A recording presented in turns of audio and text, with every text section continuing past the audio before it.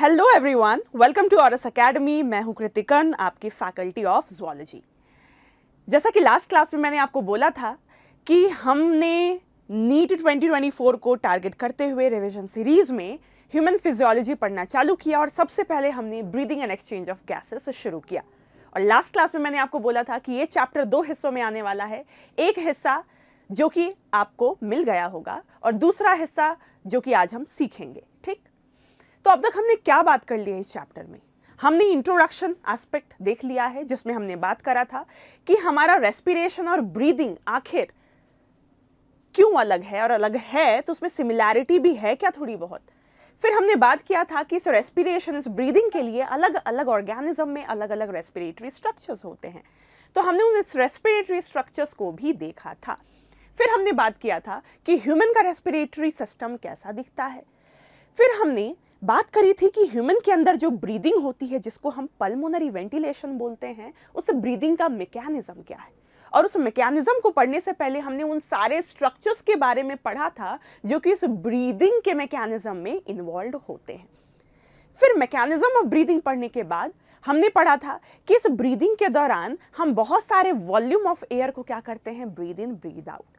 तो मतलब exchange of certain amount of air which occurs, और इसी को हमने पढ़ा था रेस्पिरेटरी वॉल्यूम एंड कैपेसिटीज में। और फिर हमने कुछ क्वेश्चंस भी प्रैक्टिस किए थे। ठीक, अब आज के इस टॉपिक में, इस चैप्टर में हम क्या पढ़ने वाले हैं? तो आज के लेक्चर में हम पढ़ेंगे बच्चा एक्सचेंज ऑफ गैसेस, हम पढ़ेंगे ट्रांसपोर्टेशन ऑफ गैसेस, फिर हम पढ़ेंगे कि जो हमारा रेस्पिरेशन है उसको रेगुलेट कैसे किया जाता है, और फिर हम रेस्पिरेटरी डिसऑर्डर्स का जिक्र करने वाले हैं। ठीक, तो part second of breathing and exchange of gases, मैंने बोला कि जो रेस्पिरेशन है उसके बहुत सारे स्टेप्स थे, रिकॉल कर रहे हैं। सबसे पहले एटमॉस्फेयर से हवा कहां जाती है, लंग्स में, इसी को हम बोलते थे breathing which is pulmonary ventilation. दूसरा, जब ये हवा लंग में चली गई, लंग में कहां गई, एल्वियोलाई में गई, तो इस हवा जिसमें ऑक्सीजन ज्यादा है, CO2 थोड़ा कम है कंपैरेटिवली, तो इस O2 रिच एयर से ये ऑक्सीजन कहां जाता है, तो हम बोलेंगे एल्वियोलाई में आता है डीऑक्सीजनेटेड ब्लड, और उस डीऑक्सीजनेटेड ब्लड में ये ऑक्सीजन जाता है। उस डीऑक्सीजनेटेड ब्लड का CO2 आप एल्वियोलाई में फेंकते हैं, और ऐसा कब होता है, ब्रीदिंग के दौरान। ब्रीदिंग के दौरान हम कर रहे थे ना बच्चा, एल्वियोलाई में एयर भेज रहे थे ना। तो exchange of gases occur between alveoli and the blood, जिसकी वजह से एल्वियोलाई ने उस डीऑक्सीजनेटेड ब्लड को क्या कर दिया, ऑक्सीजनेट, और ये ऑक्सीजनेटेड ब्लड वापस से हार्ट के द्वारा कहां पहुंचा दिया जा रहा था, आपके अलग अलग टिश्यूज में, ऑर्गन में।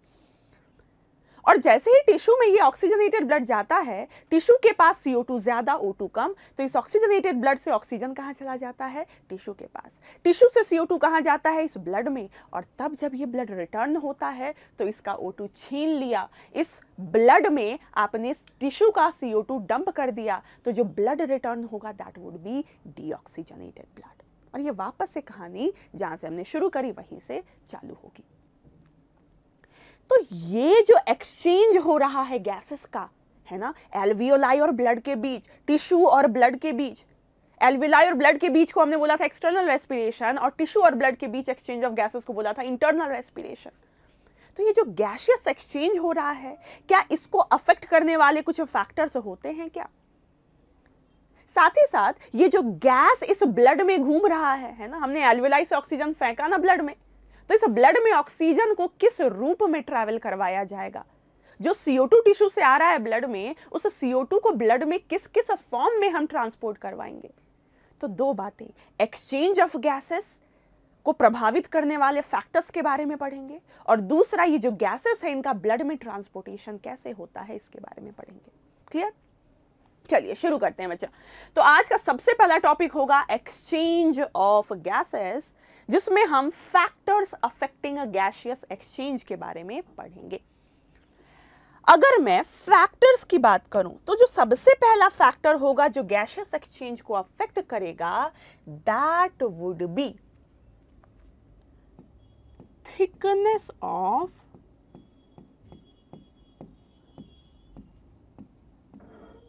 डिफ्यूजन, या इसी को रेस्पिरेटरी मेम्ब्रेन भी बोलते हैं, one of the factors that would affect the gaseous exchange would be thickness of diffusion membrane. diffusion membrane क्या होता है? रिकॉल करें बच्चा. diffusion membrane हमने कल की क्लास में सीखा था कि हमारे पास होती हैं alveoli, और जो alveoli है वो वन साइड थिक है. मतलब alveoli की बेसमेंट मेम्ब्रेन पर सबसे अबंडेंटली पाई जाती हैं बिल्कुल फ्लैट चिपटी सेल्स, जिसको हम बोलते थे ना क्या, सिंपल स्क्वामस एपिथेलियम. और ये alveoli सप्लाइड होती हैं किससे? They are supplied with capillaries.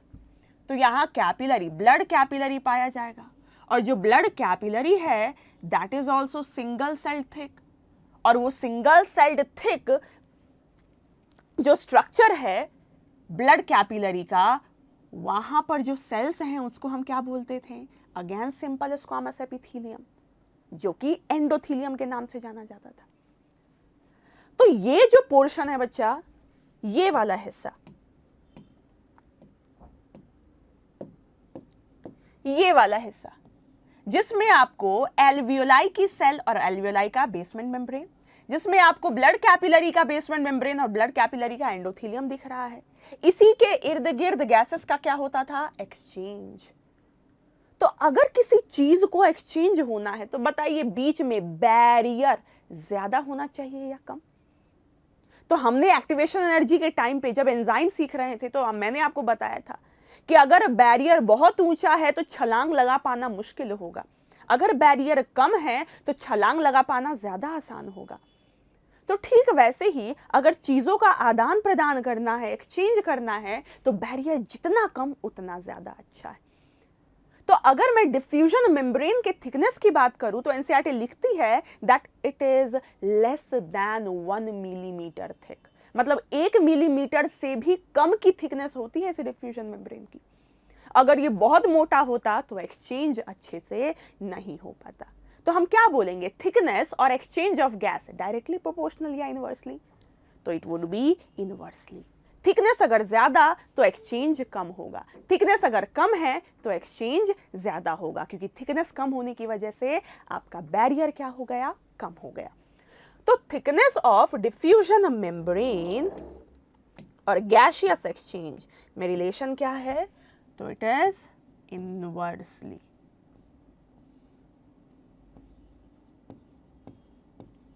चलिए, और थिकनेस होती कितनी है? तो इट इज लेस देन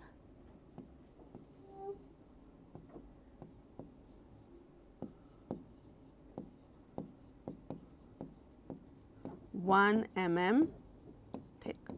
बहुत अच्छा. अब हम बढ़ते हैं अगले फैक्टर की तरफ which affects the gaseous exchange, and that is solubility. कौन सा? Solubility of gas. सॉल्युबिलिटी का मतलब घुलने की क्षमता है ना, सॉल्युबिलिटी ऑफ गैसेस. आप याद रखिएगा, जो ज्यादा घुलेगा वो ज्यादा अच्छे से एक्सचेंज भी होगा, है ना. तो सॉल्युबिलिटी अगर मैं कंपेयर करूं ऑक्सीजन और CO2 की, है ना, तो CO2 की ऑक्सीजन के मुकाबले 20 से 25 गुना सॉल्युबिलिटी ज्यादा होती है. इसलिए आगे आप देखेंगे कि डिसॉल्व्ड स्टेट में ऑक्सीजन केवल 3% ही ट्रैवल करवाया जाता है, जबकि CO2 7% of the CO2 is transported in the dissolved state. क्यों? क्योंकि CO2 की सॉल्युबिलिटी क्या है? ज्यादा. तो याद रखिएगा, जो ज्यादा घुलेगा उसका एक्सचेंज भी ज्यादा होगा. मतलब solubility of gas and gaseous exchange would be directly proportional. So solubility of gas is directly proportional to gaseous exchange. और solubility हमने बोला CO2 की ज्यादा होती है. कितनी ज्यादा होती है?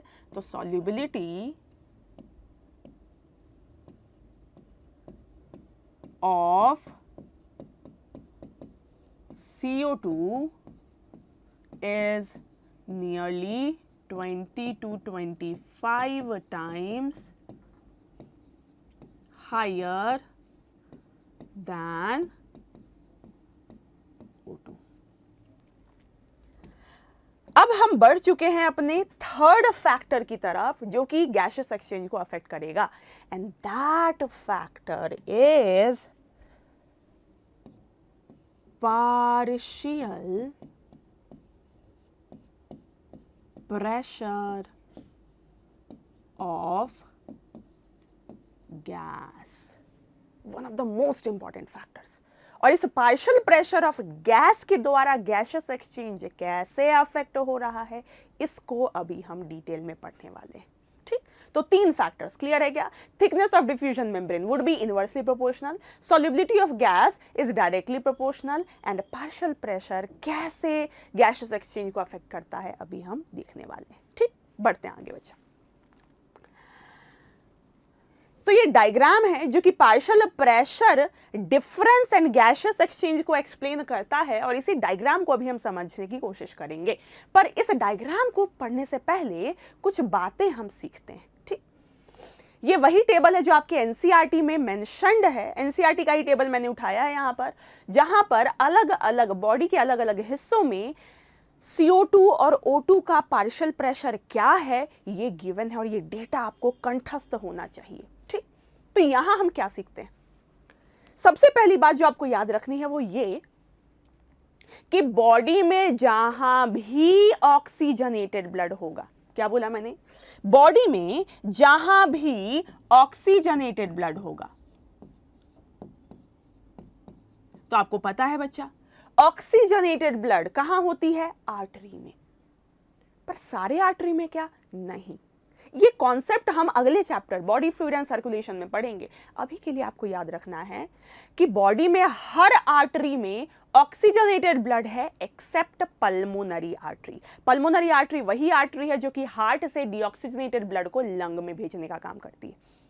तो ऑक्सीजनेटेड ब्लड कहां मौजूद होगा? Oxygenated blood is present in all artery except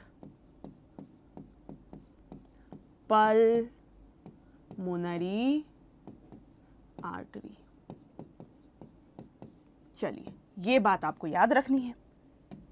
दूसरी बात, हमारे पास दूसरा किस्म का ब्लड होता है डीऑक्सीजनेटेड ब्लड,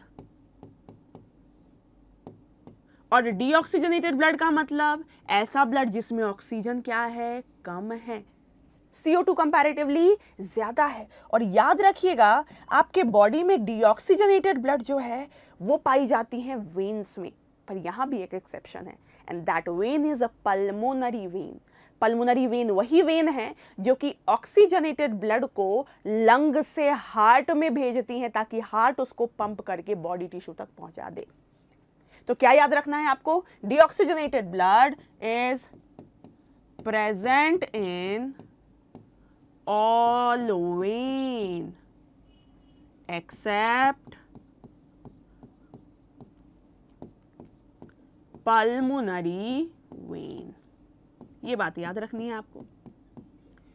तो मैं आपसे बोलूं, है ना, कि बता भैया हेपेटिक आर्टरी में कैसा ब्लड, तो आपको आंख मूंद के ये बोलना है कि कोई भी नाम आगे मैंने लगा दिया, अगर उसके सरनेम में आर्टरी दिख रहा है मतलब कैसा ब्लड होगा? Oxygenated blood. कहां केवल आप रुकेंगे? पल्मोनरी आर्टरी के केस में।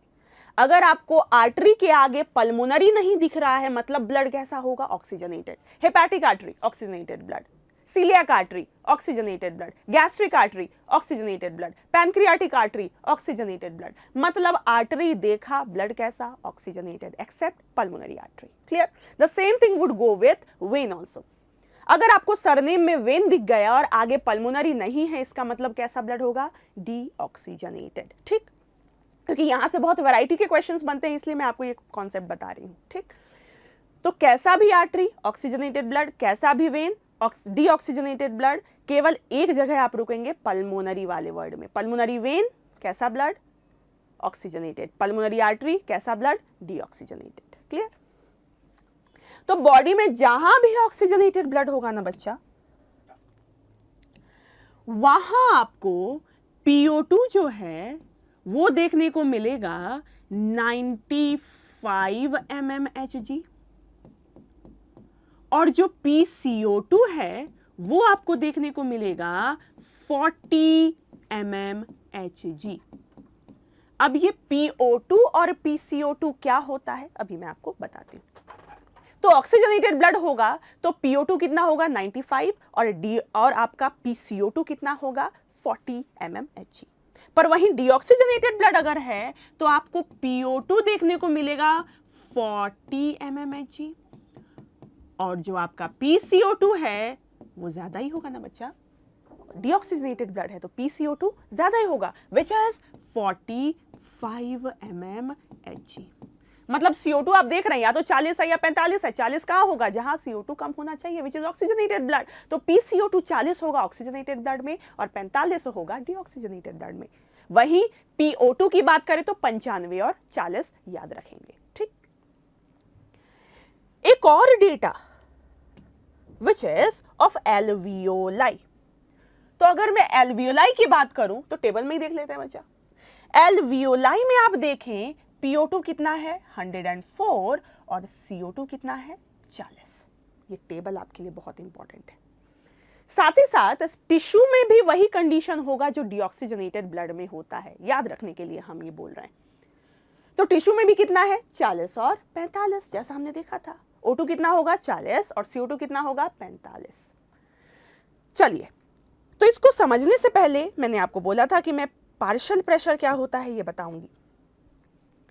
तो पार्शियल का मतलब क्या होता है, नॉट इंटायर, है ना, आधा अधूरा टाइप्स पार्शियल। तो समझिए टोटल प्रेशर, मान लेते हैं एक कमरा है और इस कमरे में बहुत सारी गैसेस हैं, nitrogen gas, hydrogen gas, CO2, O2, बहुत सारी किस्म किस्म की गैसेस हैं। हमने बोला टोटल प्रेशर इस कमरे का है 760 mmHg। कितना 760 mmHg। क्या इसमें कंट्रीब्यूशन नाइट्रोजन का भी है? यस। क्या कंट्रीब्यूशन ऑक्सीजन का भी है? यस। ऑक्सीजन भी प्रेशर लगा रहा है, नाइट्रोजन भी प्रेशर लगा रहा है, CO2 भी प्रेशर लगा रहा है, मतलब सबका कंट्रीब्यूशन है। जैसे आप मान लेते हैं कि चंदा इकट्ठा करते हैं ना, तो मान लेते हैं आपने चंदा इकट्ठा किया 10,000 रुपए का, पर क्या किसी एक ही इंसान ने 10,000 रुपए दिए होंगे? नहीं, किसी ने 1000 दिए होंगे, किसी ने 500 दिया होगा, किसी ने 100 रुपए दिए होंगे। तो सबका कंट्रीब्यूशन है उस 10,000 में।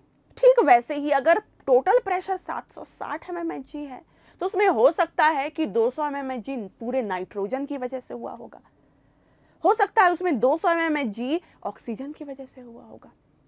तो टोटल प्रेशर में ऑक्सीजन का कितना कंट्रीब्यूशन है, दैट इज ऑक्सीजन का पार्शियल प्रेशर। टोटल प्रेशर में CO2 का कितना कंट्रीब्यूशन है, दैट इज CO2 का पार्शियल प्रेशर। तो ये होता है पार्शियल प्रेशर का मतलब। ठीक, तो पार्शियल प्रेशर हमने सीख लिया, ये भी देखा कि कहाँ कितनी वैल्यूज होंगी PO2 और PCO2 की। ऑक्सीजनेटेड ब्लड में 95 एंड 40, डीऑक्सीजनेटेड ब्लड में 40 एंड 45। जैसा डीऑक्सीजनेटेड ब्लड होगा वैसा ही टिश्यू में भी देखने को मिलेगा। और एल्वियोलाई में हमने देख लिया कि PO2 कितना होगा 104 एंड CO2 इज 40। ठीक, अब इसका सिग्निफिकेंस क्या है ये अभी हम सीखने वाले हैं। ये टेबल बिल्कुल याद होनी चाहिए आपको बच्चे जी। बढ़ते हैं आगे। तो मैं आपको ये डायग्राम समझाने वाली हूं, पर इसको थोड़ा सा मैंने इजी बना दिया है यहां पर, और यहीं पे हम समझेंगे कि पार्शियल प्रेशर कैसे एक्सचेंज ऑफ गैस को अफेक्ट करता है। तो देखिए, सबसे पहले हम यहां से शुरू करते हैं कि हमारे हार्ट में डीऑक्सीजनेटेड ब्लड गया होगा अलग अलग ऑर्गन से, और हार्ट ने उसको पंप किया किसको, लंग को। और हार्ट का कौन सा पोर्शन डीऑक्सीजनेटेड ब्लड रिसीव करता है, तो आप याद रखिएगा right heart, right portion of heart receives deoxygenated blood. तो राइट हार्ट से क्या गया है, डीऑक्सीजनेटेड ब्लड। ठीक, तो डीऑक्सीजनेटेड ब्लड राइट हार्ट से गया है, कहां पर गया, लंग में। और लंग में डीऑक्सीजनेटेड ब्लड ले जाने वाली जो ब्लड वेसल है उसका नाम है पल्मोनरी आर्टरी। क्या, पल्मोनरी आर्टरी। तो ये पल्मोनरी आर्टरी ने डीऑक्सीजनेटेड ब्लड हार्ट से कहां पहुंचाने का काम किया है, लंग में। और ये मैंने बना दिया है एल्वियोलाई, क्योंकि गैसियस एक्सचेंज एल्वियोलर लेवल पे ही हो रहा है। अब ये पल्मोनरी आर्टरी गई और डिवाइड होके इवेंचुअली इसने क्या बना दिया, कैपिलरी, क्योंकि सारा एक्सचेंज कैपिलरी लेवल पे होगा, क्योंकि कैपिलरी में बैरियर सबसे कम है तो एक्सचेंज वहीं होना होगा। इसका जिक्र वापस से हम पढ़ेंगे बॉडी फ्लूइड एंड सर्कुलेशन। चलिए, तो डीऑक्सीजनेटेड ब्लड गया है। डीऑक्सीजनेटेड ब्लड में अभी हमने सीखा PO2 कितना होता है, 40, PCO2 कितना होता है, 45। पर एल्वियोलाई के अंदर अभी हमने सीखा PO2 कितना होता है, 104। देखिए जो ब्लड जा रहा है उसमें O2 कितना है, 40, एल्वियोलाई में कितना है, 104। और हमेशा चीजें ज्यादा से लो में ही जाने की टेंडेंसी रखती है ना, तो ऑक्सीजन कहां ज्यादा है, एल्वियोलाई में। इस ब्लड में ऑक्सीजन क्या है, कम। तो बताइए ऑक्सीजन कहां से कहां जाएगा, तो oxygen would diffuse from alveoli into the blood. मतलब पार्शियल प्रेशर का जैसे ही डिफरेंस आया, ये gas molecule high partial pressure से कहां गई हैं, लो पार्शियल प्रेशर में। मतलब ये जो ब्लड रिटर्न होगा उसमें खूब सारा ऑक्सीजन जाएगा जाएगा जाएगा, तो जो ब्लड रिटर्न होगा उसमें ऑक्सीजन की मात्रा ज्यादा आई थी, 40, गई कितनी, 95। मतलब ऑक्सीजन क्या हो गया, बढ़ गया। कैसा ब्लड हो गया, ऑक्सीजनेटेड ब्लड हो गया। सिमिलरली PCO2 देखें आप, जो ब्लड गया है एल्वियोलाई के पास उसमें CO2 कितना है, 45 पार्शियल प्रेशर, पर एल्वियोलाई में देखिए CO2 कितना है, 40। मतलब CO2 कहां से कहां जाएगा, हाई से लो पार्शियल प्रेशर। मतलब कहां से कहां, ब्लड से एल्वियोलाई। मतलब आप इस डीऑक्सीजनेटेड ब्लड का CO2 फेंक रहे हैं एल्वियोलाई में। मतलब जो ब्लड रिटर्न होगा उसमें CO2 क्या होगा, कम होगा। कितना कम भैया, आया था 45, गया कितना, 40। तो ये पार्शियल प्रेशर का जो ग्रेडियंट है that actually is responsible for exchange of gases. तो हमने ये बात तो यहां पे सीखी। तो जो ऑक्सीजनेटेड ब्लड रिटर्न होगा किससे, लंग से, जिस ब्लड वेसल के द्वारा रिटर्न होगा उसको हम बोलते हैं बच्चा पल्मोनरी वेन। क्या बोलते हैं, पल्मोनरी वेन। और ये oxygenated blood left portion of heart में जाता है, लेफ्ट एट्रिया से लेफ्ट वेंट्रिकल, और फिर इसको पंप करके थ्रू आउट बॉडी में डिस्ट्रीब्यूट कर दिया जाता है। ठीक, तो ये कहां गया है बच्चा, फॉर एग्जांपल मान लेते हैं लेफ्ट हार्ट से ये गया है किसी फलाने टिश्यू में, कोई भी टिश्यू हो सकता है। अब देखिए ये ऑक्सीजनेटेड ब्लड गया है किसके पास, टिश्यू के पास, और ये आर्टरी के द्वारा होगा, है ना। सिस्टेमा का मतलब होता है बॉडी, तो हमने एक कलेक्टिव, एक कॉमन टर्म दे दिया सिस्टमिक आर्टरी। ये आर्टरी कुछ भी हो सकती है, अगर ये लिवर में गई है हेपाटिक आर्टरी, स्टमक में गई है गैस्ट्रिक आर्टरी, कहीं भी, तो हमने कलेक्टिवली बोल दिया सिस्टमिक आर्टरी। इसको क्या बोल दिया है हमने, सिस्टमिक आर्टरी। कैसा ब्लड लेके आ रही है, ऑक्सीजनेटेड, जिसमें ऑक्सीजन कितना है, 95। पर टिश्यू के अंदर ऑक्सीजन की किल्लत है भैया, है ना, ऑक्सीजन कमी है, CO2 ज्यादा है, इसी का रोना रो रहा है टिश्यू। तो अगर O2 40 है टिश्यू के पास, क्योंकि ये मेटाबॉलिकली एक्टिव है, मतलब ये ऑक्सीजन को कंज्यूम कर करके ATP बना रहा है, इसके पास हमेशा O2 की किल्लत दिखेगी आपको, और इस मेटाबॉलिज्म के दौरान CO2 प्रोड्यूस भी कर रहा है टिश्यू, तो टिश्यू के पास CO2 खूब सारा मिलेगा आपको। तो जो ब्लड गया टिश्यू के पास आर्टरी के द्वारा, उसमें कैसा ब्लड था, वो ऑक्सीजनेटेड, O2 कितना था, 95। तो देखिए जरा, इस ब्लड में 95 और टिश्यू में 40, तो O2 कहां से कहां जाएगा, इस ब्लड से टिश्यू के पास। पर टिश्यू के पास CO2 ज्यादा 45, और जो ब्लड आ रहा है उसमें CO2 ज्यादा कम विच इज 40, तो टिश्यू से ये CO2 कहां चला जाएगा, यहां पर। टिश्यू से CO2 कहां चला जाएगा, यहां पर। मतलब जो ब्लड रिटर्न होगा उसमें CO2 बढ़ता जा रहा है और उसमें से ऑक्सीजन हमने छीन लिया, टिश्यू को दे दिया। तो कैसा ब्लड होगा, डीऑक्सीजनेटेड ब्लड। और डीऑक्सीजनेटेड ब्लड में आपको पता है भैया कितना O2 का पार्शियल प्रेशर होता है, तो हमने सीखा था 40। ठीक, CO2 कितना हो जाएगा, तो 45 होगा, और इसको हमने एक नाम दे दिया, बोला सिस्टमिक वेन। क्या बोल दिया, systemic when. Clear. So it is actually the difference in partial pressure which actually facilitates the exchange of gases. Gases always move from high partial pressure to low partial pressure. Clear है इतनी बात? तो diagram के through मैंने यही आपको explain करने की कोशिश करी है और यही डायग्राम आपके एनसीईआरटी में ऐसा दे रखा है. ठीक, चलिए, तो एक्सचेंज ऑफ गैसेस तो हमने सीख लिया. अब हम बात करेंगे अगले टॉपिक के बारे में, which is the transportation of gases. और मैंने आपको बोला था ना कि जो भी ऑक्सीजन या CO2 ब्लड में है उसको अलग अलग तरीके से ट्रांसपोर्ट किया जाता है. जैसे मान लेते हैं आपको आपके घर से कहीं जाना हो, है ना, मान लेते हैं आपको आपके बुआ के घर जाना है, तो आपके पास जाने के अलग अलग तरीके हो सकते हैं. या तो आपकी मर्जी तो आप पैदल जाइए, या तो आपकी मर्जी तो आप बस ले लीजिए, या तो आपकी मर्जी तो आप बाइक से जा सकते हैं. मतलब ट्रांसपोर्टेशन का मीन्स आपका अलग अलग हो सकता है. ठीक वैसे ही गैस को भी अलग अलग तरीके से ट्रांसपोर्ट किया जाता है. और हम प्राइमरीली दो ही गैस की बात करेंगे बच्चा रेस्पिरेशन में, which is CO2 and O2. बाकी हमारे काम का नहीं. तो अगर मैं ट्रांसपोर्टेशन ऑफ O2 की बात करूं तो ऑक्सीजन को दो तरीके से ब्लड में ट्रांसपोर्ट किया जाता है. जैसे ही एल्वियोलाई से ब्लड में आया हमारा ऑक्सीजन, ऑक्सीजन को दो जगहों पर भेज दिया जाता है. जितना ऑक्सीजन आया है उसमें से लगभग 97% ऑफ ऑक्सीजन को सीधे आरबीसी के अंदर भेज दिया जाएगा कि भैया तू जा आरबीसी के अंदर. बचा हुआ 3% केवल ब्लड के प्लाज्मा में ही घुल जाएगा. तो 97% of oxygen is transported via RBC. कैसे? तो इस बात को पहले लिख लेते हैं कि हमारा ट्रांसपोर्टेशन ऑफ O2 कितना परसेंट? लगभग 97%. डेटा याद रखना है आपको. इन साइड आरबीसी. और बचा हुआ 3% इन डिसॉल्व्ड स्टेट. और ये कहां डिसॉल्व होगा, कहां घुलेगा? In blood plasma.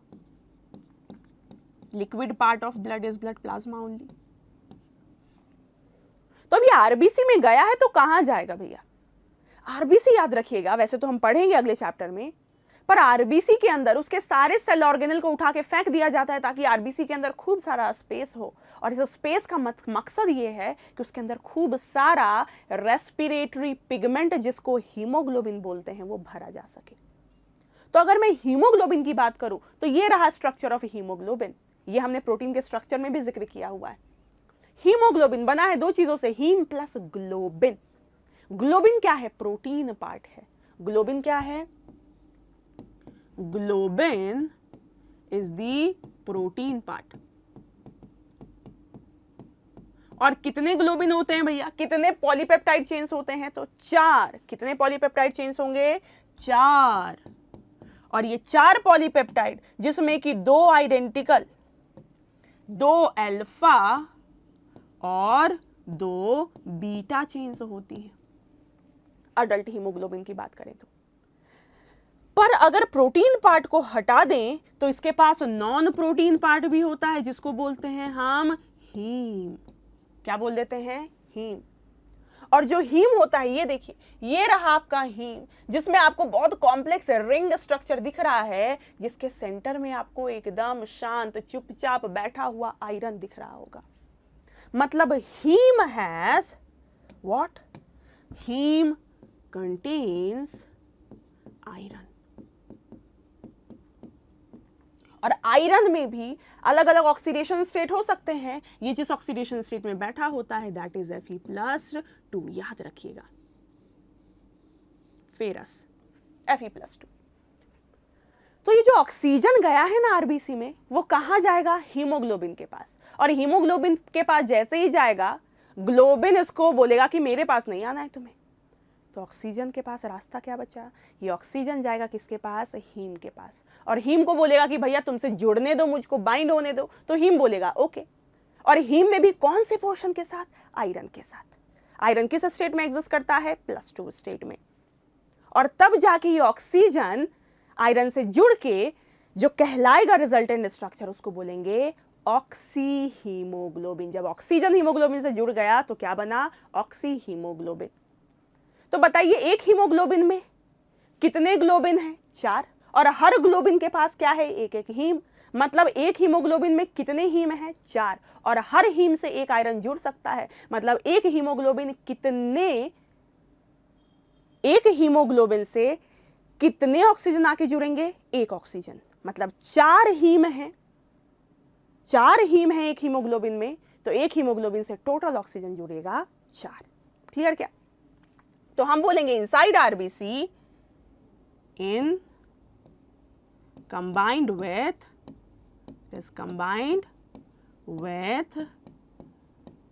hemoglobin। तो हीमोग्लोबिन जिसको मैंने HB से रिप्रेजेंट किया है, इस हीमोग्लोबिन से ऑक्सीजन जैसे ही जुड़ेगा, जो कॉम्प्लेक्स बना उसको हमने क्या बोल दिया? Oxy haemoglobin.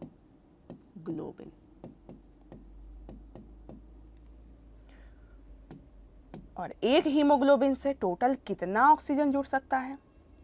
तो 1 hemoglobin can maximally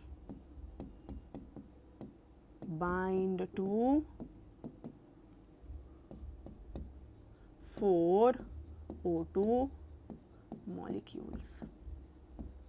और जब एक हीमोग्लोबिन चारों ऑक्सीजन से जुड़ा होगा तो हम बोलेंगे हीमोग्लोबिन हो गया है 100% सैचुरेट। अगर एक हीमोग्लोबिन से केवल 2 ही ऑक्सीजन जुड़ा है, मतलब 4 जुड़ सकता था, जुड़ा 2 ही है, मतलब 50% सैचुरेट। ठीक, तो ये सैचुरेशन का जिक्र आगे आने वाला है। याद रखिएगा ये प्रोसेस कहलाता है ऑक्सीजनेशन, है ना? ऑक्सीजनेशन बोलेंगे, ऑक्सीजन हीमोग्लोबिन से जुड़ गया है और ये बाइंडिंग जो ऑक्सीजन की हीमोग्लोबिन के साथ है, this binding is actually reversible binding. कैसे बाइंडिंग होती है? Reversible binding. क्योंकि रिवर्सिबल होना जरूरी है ना बच्चा। अगर एक बार ऑक्सीजन को हीम के साथ जोड़ दिया और हीम बोलेगा मैं तो ऑक्सीजन छोड़ूंगा ही नहीं, तो ये जो 97% ऑक्सीजन जा रहा है ब्लड के माध्यम से टिश्यू के पास, तो हीम बोलेगा मैं ऑक्सीजन छोड़ूंगा ही नहीं, तो गड़बड़ हो जाएगी ना। टिश्यू को कैसे मिलेगा ऑक्सीजन? तो ये जो हीम के साथ जुड़ रहा है ना हमारा ऑक्सीजन, ये रिवर्सिबली जुड़ेगा। मतलब जुड़ेगा भी हटेगा भी, जुड़ेगा भी हटेगा भी, रिवर्सिबल बाइंडिंग होगी। क्लियर है क्या इतनी बात? तो ऑक्सीजन का ट्रांसपोर्टेशन 2 तरीकों से, 97% of oxygen is transported in the form of oxy haemoglobin. और ऑक्सी हीमोग्लोबिन बनता है आरबीसी के अंदर, क्योंकि ऑब्वियसली हीमोग्लोबिन कहाँ है? आरबीसी में। Remaining 3% of the oxygen is transported in the dissolved state, कहाँ पर? प्लाज्मा में। क्लियर? चलिए बढ़ते हैं आगे। कुछ डेटा आपको याद रखना है, ठीक? वो डेटा क्या है? अगर मैं आपसे बोलूं 100 ml ऑक्सीजनेटेड ब्लड, कैसा है? 100 ml ऑक्सीजनेटेड ब्लड। और इस 100 ml ऑक्सीजनेटेड ब्लड में जो ऑक्सीजन होगा वो होगा 20 ml ऑक्सीजन। कितना? 20 ml oxygen present. 100 ml oxygenated blood में कितना होता है? 20 ml ऑक्सीजन प्रेजेंट होता है, अगर 100% सैचुरेशन हम देख रहे हैं तो। अब देखिए, समझते हैं इस बात को। यहां से क्वेश्चन पूछा जाता है। मान लेते हैं ये मैंने बनाया टिश्यू। क्या है ये? टिश्यू। टिश्यू के पास कैसा ब्लड आ रहा है बच्चा? टिश्यू के पास आ रहा है ऑक्सीजनेटेड ब्लड। कैसा ब्लड आ रहा है? Oxygenated blood. और जा क्या रहा है? Deoxygenated blood. टिश्यू से रिटर्न क्या हो रहा है? Deoxygenated blood. आ क्या रहा था? Oxygenated blood. मान लेते हैं आया है 100 ml oxygenated blood. 100 ml oxygenated blood. तो बताइए कितना ऑक्सीजन लेके आया है? तो आप बोलेंगे मैडम ये लेके आया है 20 mlO2। कितना mlO2 लेके आया है? 20 mlO2। अब जब आप नॉर्मल कंडीशन में होते हैं, रेस्टिंग कंडीशन में होते हैं, तो रेस्टिंग में एकदम ढीले ढाले पड़े हुए हैं आप बहुत ज़्यादा कोई काम कर नहीं रहे हैं, काम नहीं कर रहे हैं तो ज़्यादा एनर्जी खर्च भी नहीं हो रहा है, मतलब आपके बॉडी की एनर्जी डिमांड कम है, मतलब ज़्यादा एटीपी बनाने की ज़रूरत नहीं है। और एटीपी बनाने के लिए आपको ऑक्सीडेटिव फॉस्फोरिलेशन करना होता है, मतलब ऑक्सीजन चाहिए। मतलब रेस्टिंग कंडीशन में एटीपी कम चाहिए, इसका मतलब ऑक्सीजन की डिमांड क्या होगी, कम। इसलिए इस 20 ml का केवल 5 ml ही टिश्यू को डिलीवर किया जाता है, बचा हुआ 15 ml रख के वापस कर लिया जाएगा और वो बाद में रिजर्वॉयर की तरह काम किया जाता है। तो हम बोलेंगे नॉर्मल कंडीशन में पर 100 ml ऑक्सीजनेटेड ब्लड से कितना ml ऑक्सीजन टिश्यू को दिया जाता है, तो 5 ml। पर जब आप कोई स्ट्रेनस एक्टिविटी करते हैं, फॉर एग्जांपल हेवी एक्सरसाइज वगैरह आपने किया, जब बॉडी में ऑक्सीजन डिमांड बढ़ जाती है, क्यों, क्योंकि एटीपी प्रोडक्शन ज्यादा करना है, तो इस दौरान ये 20 ml का 15 ml टिश्यू को देगा। मतलब नॉर्मल कंडीशन में केवल 5 ml ऑक्सीजन दिया जा रहा था और स्ट्रेनस कंडीशन में ये 15 ml ऑक्सीजन टिश्यू को क्या करेगा, डिलीवर करेगा। तो यही डेटा हमें लिखना है। तो हम बोलेंगे 20 ml O2 प्रेजेंट, जिसमें कि 2 कंडीशन है। पहला इन नॉर्मल कंडीशन,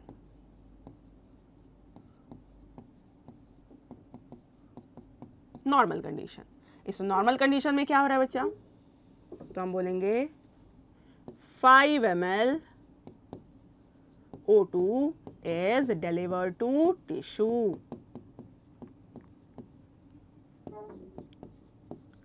पर वहीं अगर स्ट्रेनस कंडीशन होगी, स्ट्रेनस कंडीशन,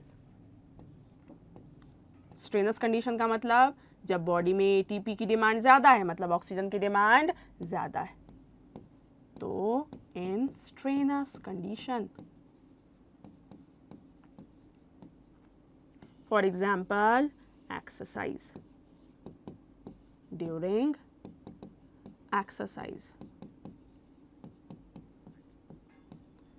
तो इस दौरान कितना O2 डिलीवर किया जाएगा, तो हम बोलेंगे nearly 15 ml O2 is delivered।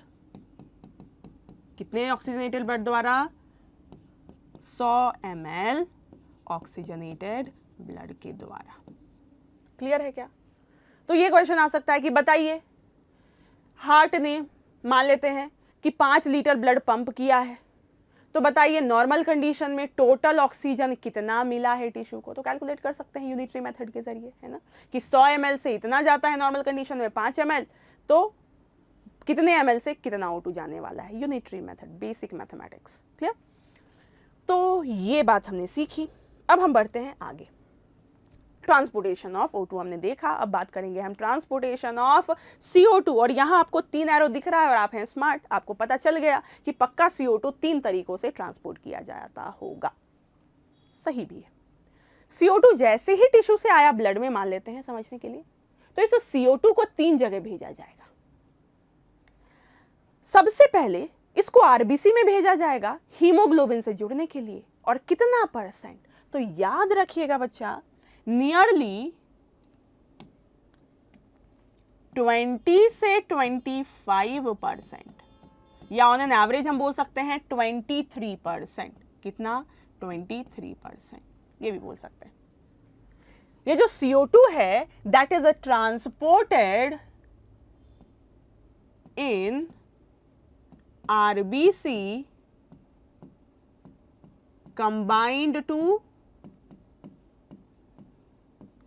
Haemoglobin. O2 को भी ट्रांसपोर्ट करने के लिए हीमोग्लोबिन, CO2 को भी ट्रांसपोर्ट करने के लिए हीमोग्लोबिन। और हीमोग्लोबिन में पता है आपको, हीम है और ग्लोबिन है। O2 जा रहा था हीम के पास, पर CO2 जाएगा ग्लोबिन के पास। और ग्लोबिन पॉलीपेप्टाइड चेन है, अमीनो टर्मिनल और कार्बोक्सिल टर्मिनल दोनों होता है, ये बात भी आपको पता है। तो ये CO2 जाता है अमीनो टर्मिनल के पास और वहां बाइंड होता है। इसलिए हम बोलते हैं कि जब हीमोग्लोबिन के साथ CO2 जुड़ गया तो ये बनता है कार्ब अमीनो हीमोग्लोबिन। क्या बनता है? Carb amino haemoglobin. Carb word carbon dioxide के लिए, अमीनो वर्ड क्योंकि ये अमीनो टर्मिनल के पास गया है, किसके? हीमोग्लोबिन के। कार्बोक्सी हीमोग्लोबिन नहीं है बच्चा, carboxy haemoglobin is all together a different thing. जब कार्बन मोनोऑक्साइड हीमोग्लोबिन से जाके बाइंड होता है तब हम बोलते हैं उस रिजल्टेंट स्ट्रक्चर को कार्बोक्सी हीमोग्लोबिन। तो कार्बोक्सी हीमोग्लोबिन का मतलब when carbon monoxide CO binds with haemoglobin, और ये हमारे बॉडी के लिए घातक है, इससे डेथ भी हो सकती है। इसी को कार्बन मोनोऑक्साइड पॉइजनिंग भी बोलते हैं। ठीक, चलिए, और यहां भी याद रखिएगा कि बाइंडिंग कैसी होनी चाहिए? इरिवर्सिबल होनी चाहिए क्या? तो आप बोलेंगे नहीं मैडम, अगर ये CO2 रिलीज ही नहीं करेगा तो फिर एल्वियोलाई में CO2 जाएगा कैसे? ये तो RBC में ही जुड़ा रहेगा बैठा हुआ, तो हमें ऐसा करना नहीं है। हमें CO2 को ट्रांसपोर्ट करके इवेंचुअली बॉडी से बाहर फेंकना है। मतलब CO2 को हीमोग्लोबिन से कैसे जुड़ना होगा? रिवर्सिबली, ताकि हीमोग्लोबिन CO2 को फेंक दे और हम उसको एक्सक्रीट आउट कर दें वाया एक्सपीरेशन। तो हम बोलेंगे यहां भी कैसी बाइंडिंग होगी? Reversible binding. चलिए, दूसरा तरीका CO2 के ट्रांसपोर्टेशन का, दैट इज, जैसे O2 भी हो रहा था तो हम बोलेंगे इन डिसॉल्व्ड स्टेट। कैसे?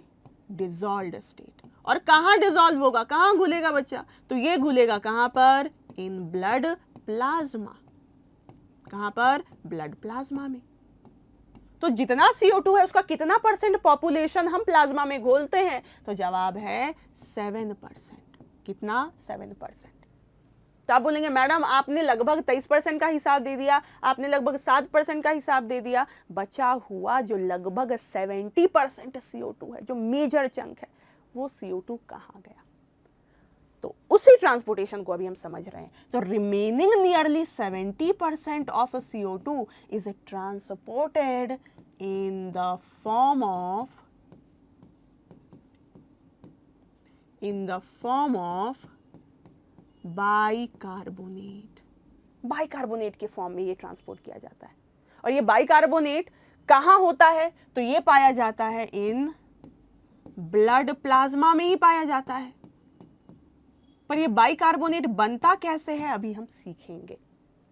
ठीक, ब्लड प्लाज्मा में। और ब्लड प्लाज्मा में बाइकार्बोनेट यूजुअली कैटायंस के साथ जाके जुड़ जाता है, जैसे सोडियम आयन के साथ जाके जुड़ जाता है तो हम बोलते हैं सोडियम बाइकार्बोनेट, है ना।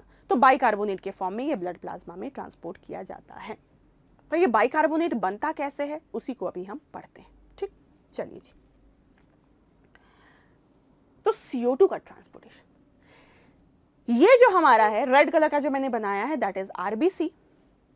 और RBC के बाहर मतलब ब्लड है, तो ब्लड में क्या है? दो चीजें, लिक्विड कंपोनेंट प्लाज्मा और सेल्यूलर कंपोनेंट जिसको ब्लड सेल्स बोलते हैं, वो RBC, WBC और प्लेटलेट कुछ भी हो सकता है। तो RBC के बाहर निकलोगे तो कहां जाओगे? प्लाज्मा में। तो RBC के बाहर क्या है हमारा? प्लाज्मा। मैंने यहां रिप्रेजेंट किया है टिश्यू, और टिश्यू से क्या निकल रहा है बच्चा? CO2। देखिए अभी हमने सीखा कि जो CO2 है लगभग 7% को हम टिश्यू से निकालेंगे और कहां फेंकेंगे? ब्लड प्लाज्मा में। किस स्टेट में? डिसॉल्व्ड स्टेट में। जो CO2 हमारा 20 से 25% है उसको कहां फेंका? RBC में। और किसके साथ कंबाइन किया? हीमोग्लोबिन के साथ। क्या बन गया? Carb amino haemoglobin, HbCO2। पर हमें तीसरा तरीका समझना है। टिश्यू से जो बचा हुआ 70% CO2 है वो निकला, उसको किस में कन्वर्ट करना है? बाइकार्बोनेट में। पर बाइकार्बोनेट में कैसे कन्वर्ट होगा? तो हमने एंजाइम में एक रिएक्शन देखी थी जिसमें H2O और CO2 जुड़ता है और बनता है carbonic acid in the presence of an enzyme called carbonic anhydrase enzyme. और वहां भी मैंने आपको बताया था कि कार्बोनिक एनहाइड्रेज प्लाज्मा में बहुत इतू सा पाया जाता है, थोड़ा अबंडेंटली कहां पाया जाता है? RBC में। मतलब अगर इस CO2 को कार्बोनिक एसिड में कन्वर्ट होना है तो कहां जाना पड़ेगा? RBC में। तो ये CO2 निकला और कहाँ चला गया, आरबीसी में, और ये CO2 H2O से कंबाइन होके in the presence of carbonic anhydrase. और याद रखिएगा मैंने आपको वहां भी सिखाया था दैट कार्बोनिक एनहाइड्रेज का कोफैक्टर इज जिंक। तो इस कार्बोनिक एनहाइड्रेज के प्रेजेंस में ये CO2 कन्वर्ट हो गया किसमें, कार्बोनिक एसिड में, और ये कार्बोनिक एसिड फर्दर टूटेगा किसमें, H+ में और HCO3- में, मतलब बन गया क्या हमारा बाइकार्बोनेट। अब ये बाइकार्बोनेट जैसे ही आरबीसी में बन गया, अब इस बाइकार्बोनेट को हम कहां फेंकेंगे, बाहर, प्लाज्मा में। बाइकार्बोनेट कहां गया, प्लाज्मा में। पर with every bicarbonate that moves out of RBC, one negative ion moves inside the RBC। एक निगेटिव गया, दूसरा निगेटिव अंदर गया, और वो क्या है, क्लोराइड आयन। मतलब with every HCO3 that moves out, one chloride moves in। और इसी फेनोमेना को हम बोलते हैं क्लोराइड शिफ्ट। क्या बोलते हैं इसको, chloride shift, which is also known as hamburger phenomena. खाने वाला बर्गर नहीं है बच्चा, है ना, हैमबर्गर साइंटिस्ट का नाम था जिन्होंने डिस्कवर किया उनके नाम पर। तो क्लोराइड शिफ्ट या हैमबर्गर्स फेनोमेना। क्लियर है क्या इतनी बात। अब देखिए, तो ये जो CO2 है उसका फेट मैंने आपको बता दिया। अगर मैं आपसे एक सवाल पूछूं, बताइए कितना CO2 प्लाज्मा में मौजूद होगा, प्लाज्मा में ट्रांसपोर्ट किया जाता है, तो आप कुछ नहीं सोचेंगे, बोल देंगे क्या, 7%। गलत होगा जवाब। आपने केवल कहां ध्यान दिया, डिसॉल्व्ड स्टेट पे, पर क्या आपने 70% को याद किया, नहीं। ये 70% भी तो बाइकार्बोनेट के फॉर्म में ट्रांसपोर्ट होता है, जो कहां होता है, प्लाज्मा में। तो अगर मैं आपसे बोलूं how much of CO2 is transported in plasma, तो आप बोलेंगे 7% प्लस 70%, 77%। पर अगर मैंने केवल ये पूछा how much CO2 is transported in dissolved state, तब आप बोलेंगे 7%। क्लियर है क्या इतनी बात। चलिए जी, तो transportation of O2 and transportation of CO2 हमने सीख लिया है। ठीक, जब ये CO2 ब्लड से होते होते एल्वियोलाई के पास पहुंचेगा तो यही चीजें उल्टी हो जाएंगी। यहाँ टिश्यू नहीं, यहाँ एल्वियोलाई माने अगर, तो ये जो डिसॉल्व CO2 है वो सीधे डिफ्यूज होकर एल्वियोलाई में चला जाएगा। ये जो हमने कार्बामिनो हीमोग्लोबिन बनाया है ये उल्टे जाएगा। कैसे, टूटेगा Hb और CO2 में, और ये CO2 डिफ्यूज होकर एल्वियोलाई में चला जाएगा। ये जो बाइकार्बोनेट प्लाज्मा में है ये वापस से एंटर करेगा। ठीक, और जब बाइकार्बोनेट एंटर करेगा तो क्लोराइड बाहर जाएगा, उसको बोलेंगे रिवर्स क्लोराइड शिफ्ट। और ये बाइकार्बोनेट जैसे ही आएगा H+ से जुड़ के बनाएगा कार्बोनिक एसिड, कार्बोनिक एसिड फिर टूटेगा CO2 और H2O में, और ये CO2 डिफ्यूज हो जाएगा किसमें, एल्वियोलाई में। मतलब जो भी डायरेक्शन इस टिश्यू लेवल पे चल रहा है उसका ऑपोजिट डायरेक्शन एल्वियोलाई लेवल पर होगा, एल्वियोलाई लेवल पर देखने को मिलेगा। आई होप ये बातें क्लियर होंगी। बढ़ते हैं आगे बच्चा। One of the most important topics of this chapter is oxygen dissociation curve, और इसी में आगे हम पढ़ेंगे लेफ्ट एंड राइट शिफ्ट। आपने नाम सुना होगा। ठीक, सबसे पहले देखते हैं ऑक्सीजन डिसोसिएशन कर्व क्या होता है। ऑक्सीजन की जो हीमोग्लोबिन के साथ बाइंडिंग है वो बहुत सारे फैक्टर्स पे डिपेंड करती है, आगे हम पढ़ने वाले हैं। पर the most important factors that affect the binding of oxygen with haemoglobin is PO2। दिमाग में याद रखिएगा, मोस्ट इंपॉर्टेंट फैक्टर जो कि ऑक्सीजन की बाइंडिंग हीमोग्लोबिन के साथ इंश्योर करता है दैट इज ऑक्सीजन का पार्शियल प्रेशर। इसके अलावा जो भी फैक्टर्स होंगे वो सेकेंडरी फैक्टर्स होंगे, पर primary factor that affects binding of oxygen with haemoglobin is partial pressure of O2। और ये जो बाइंडिंग हीमोग्लोबिन के साथ है, how it is affected with partial pressure of O2 is represented, is depicted by oxygen dissociation curve. तो ये NCERT का ही graph है बच्चा, जिसमें आप देख सकते हैं कि एक्स एक्सिस पे पार्शियल प्रेशर ऑफ ऑक्सीजन है PO2, जिसका यूनिट क्या है mmHg, और वाई एक्सिस पे आप देख सकते हैं percentage saturation of haemoglobin with oxygen. Percentage saturation का मतलब मैंने आपको बताया था, अगर एक हीमोग्लोबिन से एक ऑक्सीजन आया 2 आया, 3 आया, 4 आया, मैक्सिमम 4 ही हो सकता है, तो हम बोलेंगे 100% सैचुरेटेड। 3 जुड़ेगा 75%, 2 जुड़ेगा 50% सैचुरेटेड। तो याद रखिएगा कि जैसे जैसे पार्शियल प्रेशर बढ़ता है, ऑक्सीजन की जो बाइंडिंग है हीमोग्लोबिन के साथ वो भी क्या होगी, बढ़ेगी। मतलब परसेंटेज सैचुरेशन भी क्या होगा, बढ़ेगा। वो पार्शियल प्रेशर ऑफ ऑक्सीजन जिस पे परसेंटेज सैचुरेशन इज 50%, क्या बोला, वो पार्शियल प्रेशर ऑक्सीजन का जिस पर परसेंटेज सैचुरेशन इज 50%। देखिए जरा, ये सैचुरेशन दिखा रहा है, तो ये 100% सैचुरेशन है। बीच में यहां मैंने रिप्रेजेंट किया है, दिस इज नथिंग बट क्या होगा यहां पर, 50% सैचुरेशन। तो 50% सैचुरेशन जिस पार्शियल प्रेशर ऑफ ऑक्सीजन पे होगा, that partial pressure of oxygen is called as P50। P50 और Km में आपको सिमिलैरिटी नजर आ रही है क्या? Km हमने एंजाइम में पढ़ा था, बोला था कि Km वो सबस्ट्रेट कॉन्सेंट्रेशन होता है जिस पर वेलोसिटी Vmax की क्या होती है, आधी। तो जिस पे परसेंटेज सैचुरेशन आधा होगा वो पार्शियल प्रेशर कहलाएगा P50। और एक नॉर्मल हेल्दी अडल्ट में इस P50 की वैल्यू होती है बच्चा जी 25 mmHg। 25 mmHg P50 की वैल्यू होगी। ये जो आपको कर्व दिखेगा, जैसे जैसे PO2 बढ़ाएंगे वैसे वैसे परसेंटेज सैचुरेशन बढ़ता जाएगा। This curve is nothing but इसी को हम बोलते हैं सिग्मोइडल कर्व। क्या बोलते हैं इसको हम, सिग्मोइडल कर्व।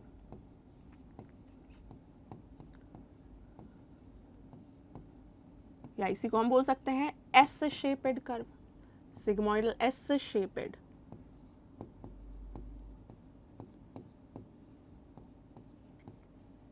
ठीक है क्या? अगर मैंने ये ऑक्सीजन डिसोसिएशन कर्व हीमोग्लोबिन के साथ नहीं, मायोग्लोबिन के साथ अगर बनाया होता तो ये कर्व सिग्मोइडल नहीं आता, वहां आता है हाइपरबोला। ठीक, तो याद रखिएगा एक बात कि हमारा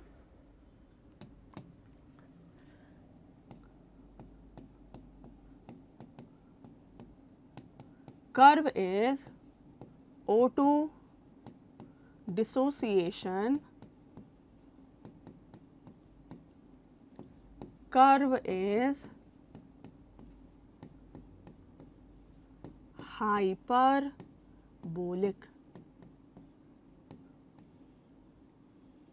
in case of मायोग्लोबिन।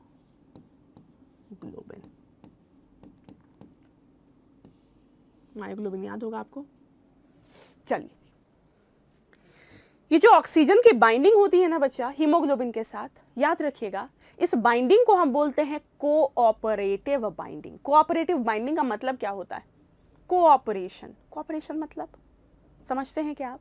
जैसे कि एक हीमोग्लोबिन से मैक्सिमम 4 ऑक्सीजन बाइंड कर सकता है, तो जैसे ही एक हीमोग्लोबिन से एक ऑक्सीजन आके बाइंड किया, इस एक ऑक्सीजन के बाइंड होने से इसका स्ट्रक्चर हीमोग्लोबिन का कुछ ऐसा चेंज हुआ कि दूसरे ऑक्सीजन की बाइंडिंग आसान हो जाएगी। दूसरा जैसे ही बाइंड करेगा ये स्ट्रक्चर को और ऐसे चेंज करेगा कि तीसरे की बाइंडिंग और आसान हो जाएगी। मतलब binding of oxygen with hemoglobin changes its conformation in such a way that binding of incoming oxygen becomes easier, और इसी बाइंडिंग को हम बोलते हैं क्या, कोऑपरेटिव बाइंडिंग। तो इसको हम बोलते हैं इट शोज कोऑपरेटिव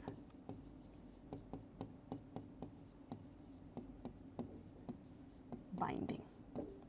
क्लियर है क्या इतनी बात? चलिए, तो oxygen dissociation curve it explains कि with change in partial pressure of oxygen हमारा जो परसेंटेज सैचुरेशन है हीमोग्लोबिन का ऑक्सीजन के साथ दैट वुड इंक्रीज। और ये कर्व कैसा आएगा, एस शेपेड सिग्मोइडल। वो पार्शियल प्रेशर ऑक्सीजन का जिस पर परसेंटेज सैचुरेशन 50% होगी वो PO2 कहलाएगा P50। और एक नॉर्मल हेल्दी एडल्ट में P50 की वैल्यू होती है 25 mmHg। अगर मैं ऑक्सीजन डिसोसिएशन कर्व मायोग्लोबिन का देखूं तो वो कैसा आएगा, हाइपरबोलिक। इतनी बात क्लियर है क्या? अब देखिए, जो ऑक्सीजन की बाइंडिंग है वो मैंने बोला ना, जो सबसे इंपॉर्टेंट फैक्टर बाइंडिंग को अफेक्ट करता है, दैट इज PO2। इसके अलावा कुछ एक्सेसरी फैक्टर्स भी हैं जो कि इस ऑक्सीजन की बाइंडिंग को हीमोग्लोबिन के साथ क्या करने वाला है, अफेक्ट करने वाला है। और जैसे ही ये फैक्टर्स अफेक्ट करेंगे, या तो ये इस कर्व को राइट की तरफ शिफ्ट कर देंगे, या तो ये इस ऑक्सीजन डिसोसिएशन कर्व को लेफ्ट की तरफ शिफ्ट कर देंगे। तो इसी को हम बोलते हैं right shift and left shift. क्या होता है, कैसे इसको हम समझ सकते हैं, समझिए। जैसे मैंने आपको एंजाइम के केस में समझाया था कि मान लेते हैं हमने लिया है 2 बीकर और दोनों बीकर में है 100 एंजाइम्स और 100 एंजाइम्स, ठीक, एंजाइम ए एंजाइम बी। मैंने क्या किया है, इस बीकर में 100 एंजाइम है, इसमें मैंने ऐड किया 10 सबस्ट्रेट और इसमें भी ऐड किया 10 सबस्ट्रेट।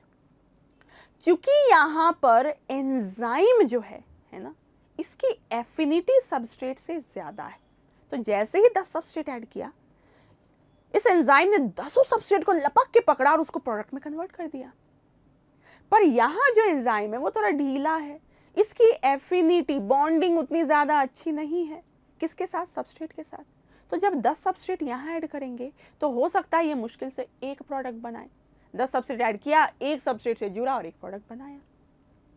यहां 50 सबस्ट्रेट ऐड करेंगे, तुरंत एक टाइम पे आपको 50 प्रोडक्ट मिलेगा, पर यहां 50 सबस्ट्रेट ऐड करोगे तो 50 प्रोडक्ट नहीं मिलेगा। 100 सबस्ट्रेट ऐड किया, 100 प्रोडक्ट मिला। 100 एंजाइम है, 100 सबस्ट्रेट, 100 प्रोडक्ट, Vmax मान लेते हैं 100 प्रोडक्ट पर यूनिट टाइम। पर Vmax का आधा कितने पे मिल जाएगा, 50 सबस्ट्रेट पे। 50 सबस्ट्रेट डाला, 50 प्रोडक्ट मिला, which is nothing but Vmax by 2। मतलब कितने सबस्ट्रेट पे Vmax by 2 आ गया, 50, और वही क्या होगी, Km। पर क्या यहाँ 50 सबस्ट्रेट ऐड करके 50 प्रोडक्ट बना पाओगे, नहीं। तो यहाँ Km की वैल्यू क्या हो जाएगी, ज्यादा। यहाँ हो सकता है आपको 1000 सबस्ट्रेट ऐड करना पड़े, तब जाके 50 प्रोडक्ट बनेगा, तब जाके Vmax by 2 आएगा। मतलब यहाँ Km की वैल्यू क्या हो गई है, 1000, यहाँ Km की वैल्यू कितनी थी, 50। Km की वैल्यू यहाँ पर कम, एफिनिटी ज्यादा थी। यहाँ Km की वैल्यू ज्यादा है, मतलब एफिनिटी क्या है, कम है। मतलब Km and affinity are inversely proportional. Affinity मतलब how tightly the enzyme and substrate are binding.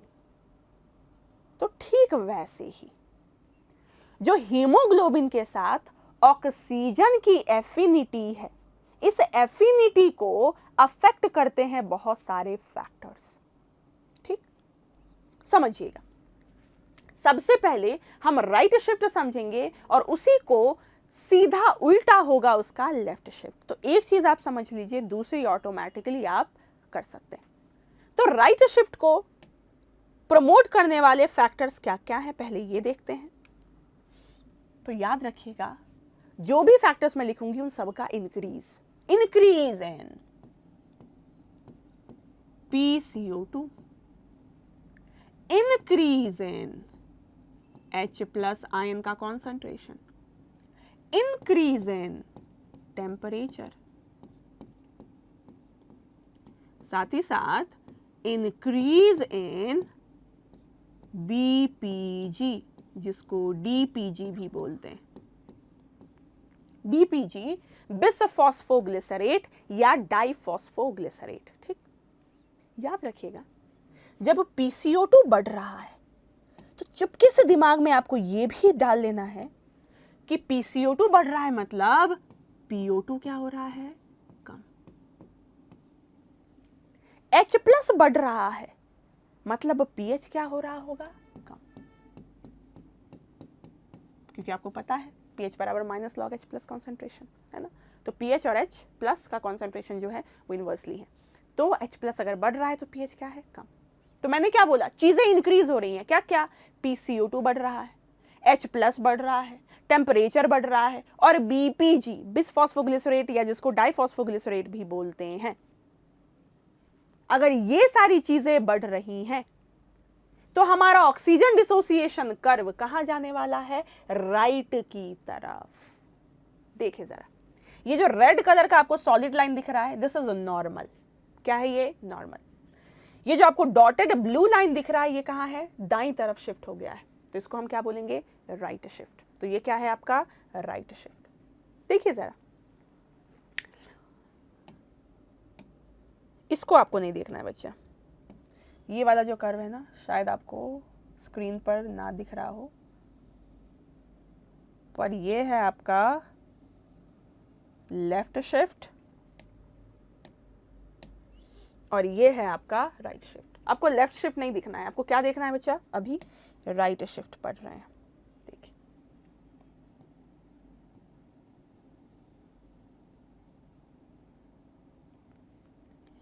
Red colour का कर्व है नॉर्मल कर्व, और ये कहाँ शिफ्ट होता हुआ दिख रहा है आपको, दाईं तरफ।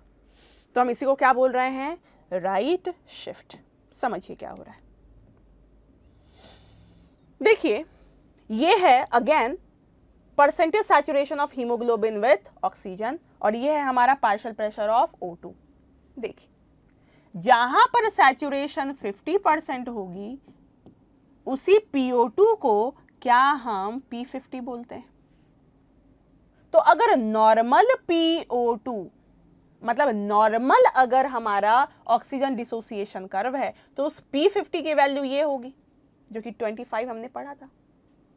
पर अगर ये कर्व राइट की तरफ शिफ्ट हो रहा है तो देखिए जरा P50 की वैल्यू कितनी हो जाएगी, इतनी। मतलब जब ऑक्सीजन डिसोसिएशन कर्व दाईं तरफ शिफ्ट होता है तब जो हमारा P50 की वैल्यू हो जाती है वो क्या होती है, बढ़ जाती है। P50 की वैल्यू क्या हो जाएगी, बढ़ जाएगी। मतलब P50 वैल्यू इंक्रीजेस कब, जब राइट शिफ्ट होगा। तो अभी मैंने आपको बताया था ना, Km of enzyme and affinity of enzyme with substrate are inversely proportional. ठीक वैसे ही यहाँ P50 और PO2 जो हमारा P50 है और जो ऑक्सीजन की हीमोग्लोबिन के साथ एफिनिटी है, they are also inversely proportional.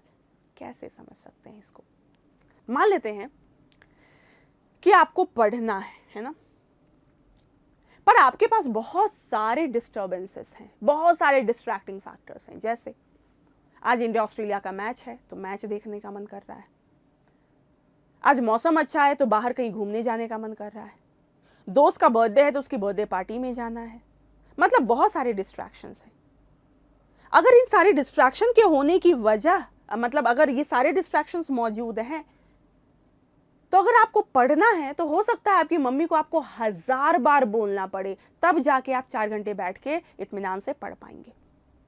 पर अगर ये डिस्ट्रैक्शंस अगर आपके पास कम है तो हो सकता है मम्मी एक बार ही बोले और आप बैठ के चुपचाप 4 घंटे पढ़ डालें।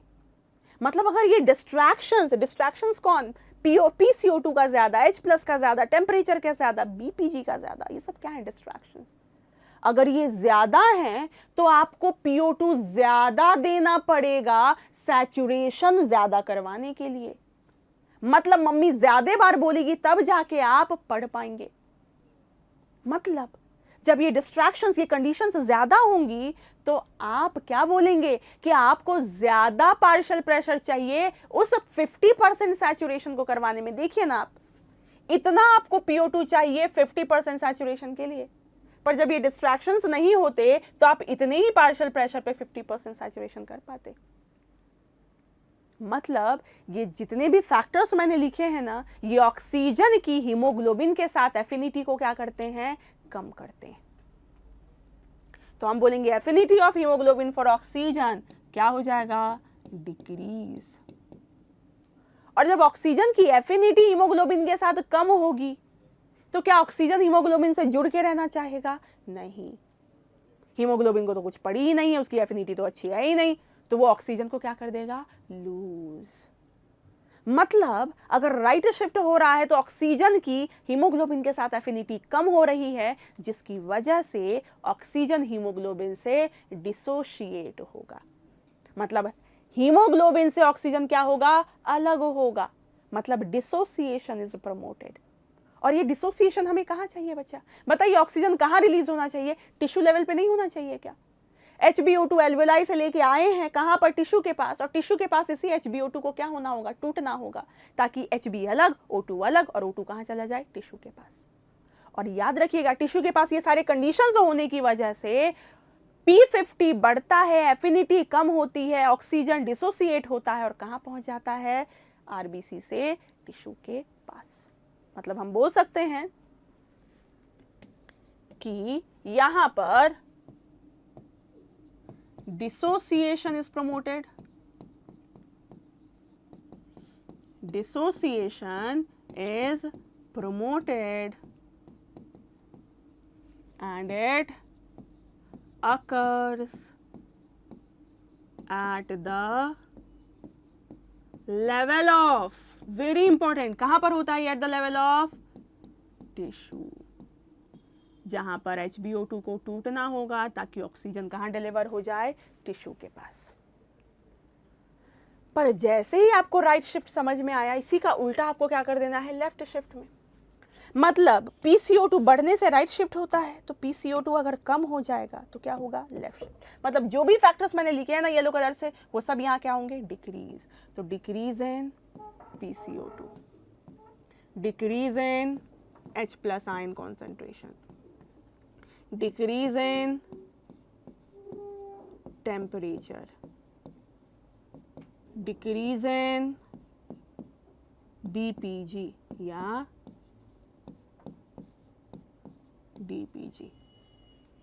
ठीक, पर PCO2 कम हो रहा है तो चुपके से क्या याद रखना है दिमाग में कि PO2 पक्का क्या हो रहा होगा?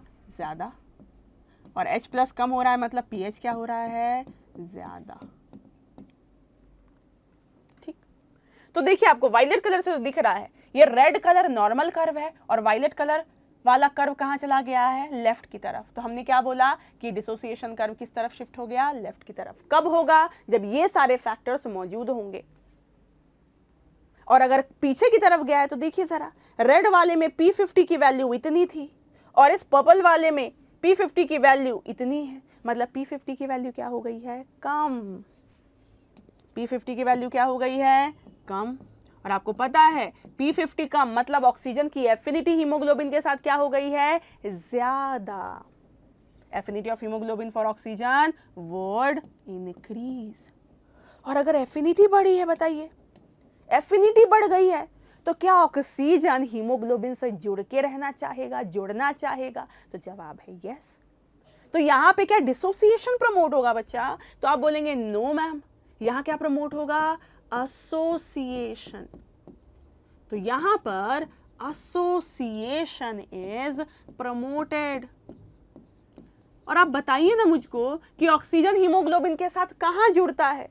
क्या एल्विलाई लेवल पे नहीं जुड़ता? एल्विलाई से ऑक्सीजन आता है ब्लड में और 97% को कहां भेज देते हो? आरबीसी में हीमोग्लोबिन से जुड़ने के लिए। मतलब ये जुड़ना, एसोसिएशन होना कहां प्रमोट होना चाहिए? एल्वियोलाई लेवल पे। तो हम बोलेंगे एसोसिएशन इज प्रमोटेड कहां पर? तो हम बोलेंगे अकर्स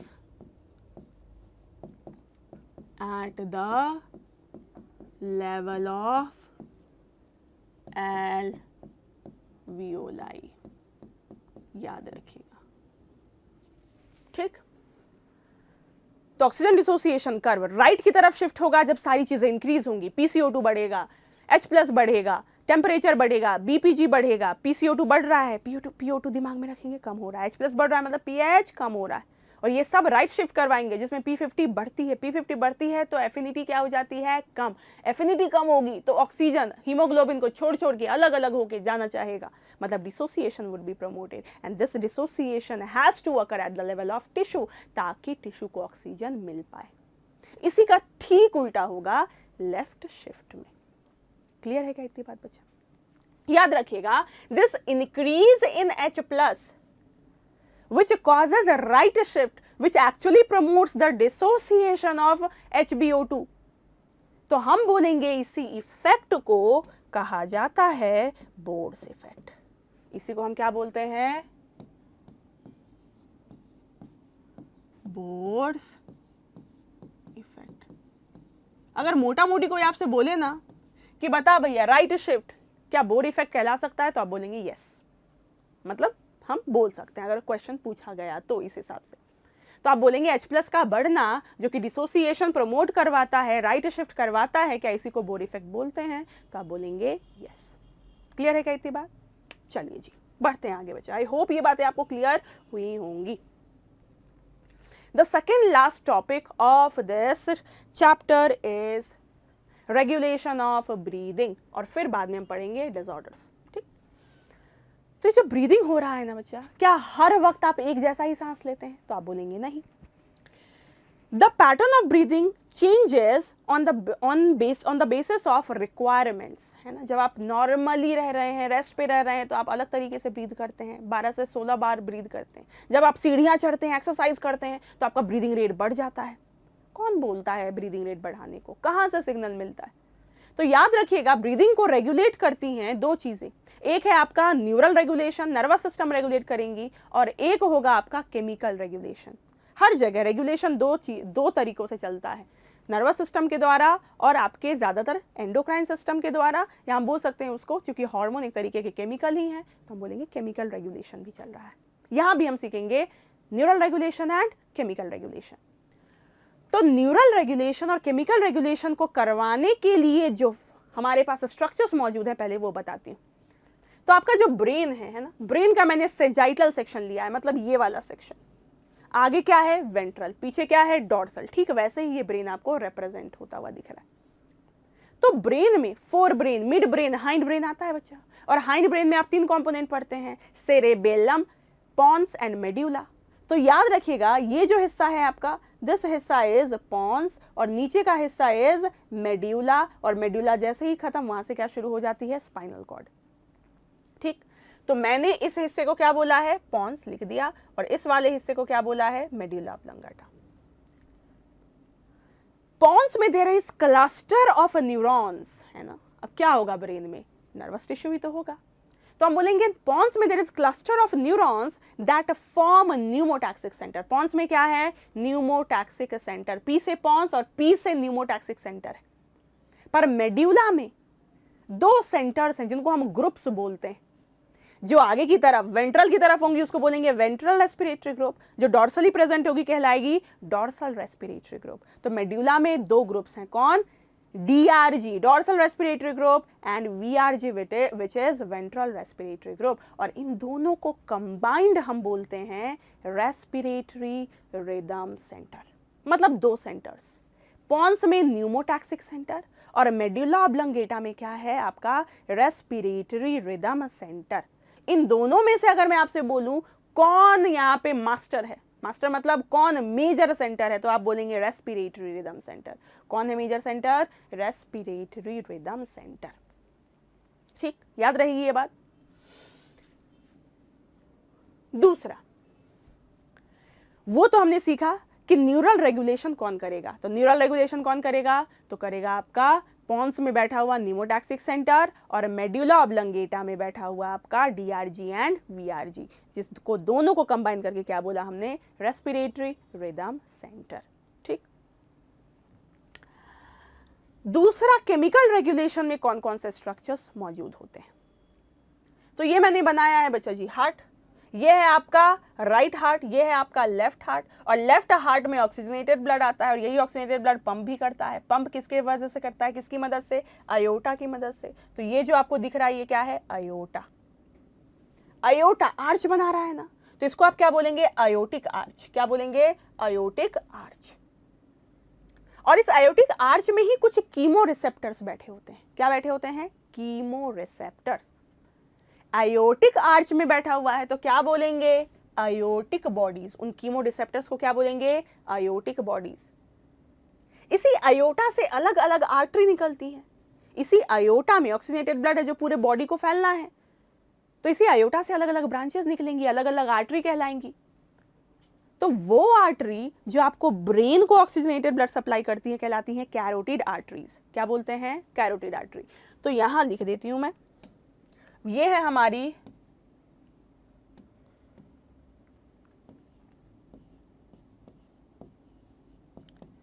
आयोटिक आर्च थी, और आयोटिक आर्च से अलग अलग आर्टरी निकलेंगी। एक आर्टरी जो ब्रेन को जाती है क्या कहलाती है? हमने दोनों को कंबाइन करके क्या बोल दिया? लेफ्ट और राइट होंगी ये, है ना, तो हमने कंबाइन करके क्या बोल दिया? Carotid artery. Left carotid artery, right carotid artery, combine करके मैंने बोल दिया कैरोटिड आर्टरी। ठीक, तो आयोटिक आर्टरी, आयोटिक आर्च में, आयोटा में जो कीमो रिसेप्टर होगा उसको क्या बोलेंगे? Aortic bodies. और जो कैरोटिड आर्टरी में कीमोरिसेप्टर बैठा होगा उसको क्या बोलेंगे, कैरोटिड बॉडीज। ठीक, और इन कीमोरिसेप्टर्स को हम बोलते हैं पेरिफेरल कीमोरिसेप्टर्स। क्या बोलते हैं, पेरिफेरल, पेरिफेरी में मौजूद है इसलिए बोला। पर कुछ कीमोरिसेप्टर्स आपके ब्रेन में, जो कि मेडुला ऑब्लंगेटा के पास मौजूद होते हैं, और चूंकि वो सेंट्रल नर्वस सिस्टम में मौजूद हैं तो हमने उनको क्या बोल दिया, सेंट्रल कीमोरिसेप्टर्स। तो पेरिफेरी में जो मौजूद होगा उसको क्या बोलेंगे, पेरिफेरल कीमोरिसेप्टर, और जो सेंट्रल नर्वस सिस्टम में मौजूद है वो क्या कहलाएगा, सेंट्रल कीमोरिसेप्टर। ये जो कीमोरिसेप्टर्स हैं, सेंट्रल कीमोरिसेप्टर लिख देती हूं, कहां प्रेजेंट है, प्रेजेंट इन मेडुला ऑब्लंगेटा। ठीक, तो याद रखिएगा ये जो कीमोरिसेप्टर्स हैं, रिसेप्टर है ना बच्चा, मतलब ये कुछ चेंज सेंस करते हैं। और क्या चेंज सेंस करते हैं, तो याद करिएगा, जब भी आपके ब्लड में PCO2 बढ़ता है, और PCO2 बढ़ने के वजह से H+ भी तो बढ़ेगा ना, CO2 ज्यादा होगा मतलब बाइकार्बोनेट ज्यादा बनेगा, मतलब H+ ज्यादा रिलीज होगा, H+ ज्यादा रिलीज हो रहा है, pH कम हो रहा है। तो जब भी PCO2 एंड H+ क्या हो जाए, बढ़े, तो इसको सेंस कौन कर लेता है, दीज कीमोरिसेप्टर्स। याद रखिएगा, they can not sense change in oxygen. ठीक, तो आपका PCO2 एंड H+ जब इंक्रीज होता है तो it is actually sensed by क्या, दीज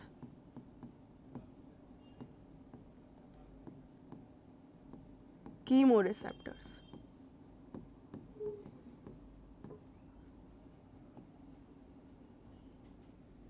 ठीक, तो role of PO2 is very much insignificant here, है ना। तो आपका जो कीमोरिसेप्टर है, तो जो पेरिफेरल कीमोरिसेप्टर है बताइए कहाँ है, एयोटा में और कैरोटिड आर्टरी में, और दोनों जगह क्या है, ऑक्सीजनेटेड ब्लड, है ना। याद रखिएगा, ऑक्सीजनेटेड ब्लड। तो वहां अगर PCO2 और H+ के लेवल में बढ़ोतरी होगी तो ये क्या हो जाएगा, तुरंत ट्रिगर हो जाएगा, स्टिमुलेट हो जाएगा। वहीं अगर मेडुला ऑब्लंगेटा, याद रखिएगा बच्चा कि आपके ब्रेन के अंदर कुछ कैविटीज होती हैं, और उस कैविटी को हम बोलते हैं वेंट्रिकल, और वेंट्रिकल में फ्लो होता है CSF, सेरिब्रोस्पाइनल फ्लूइड। तो अगर सेरिब्रोस्पाइनल फ्लूइड में अगर CO2 और H+ बढ़ रहा है तो उसको कौन सेंस करने वाला है, सेंट्रल कीमोरिसेप्टर। तो हम बोलेंगे senses increased PCO2 and H+ in CSF। चलिए, तो कौन कौन से स्ट्रक्चर्स मौजूद हैं ये हमने देख लिया। अब रेगुलेशन कैसे होती है ये देखते हैं बच्चा। ठीक,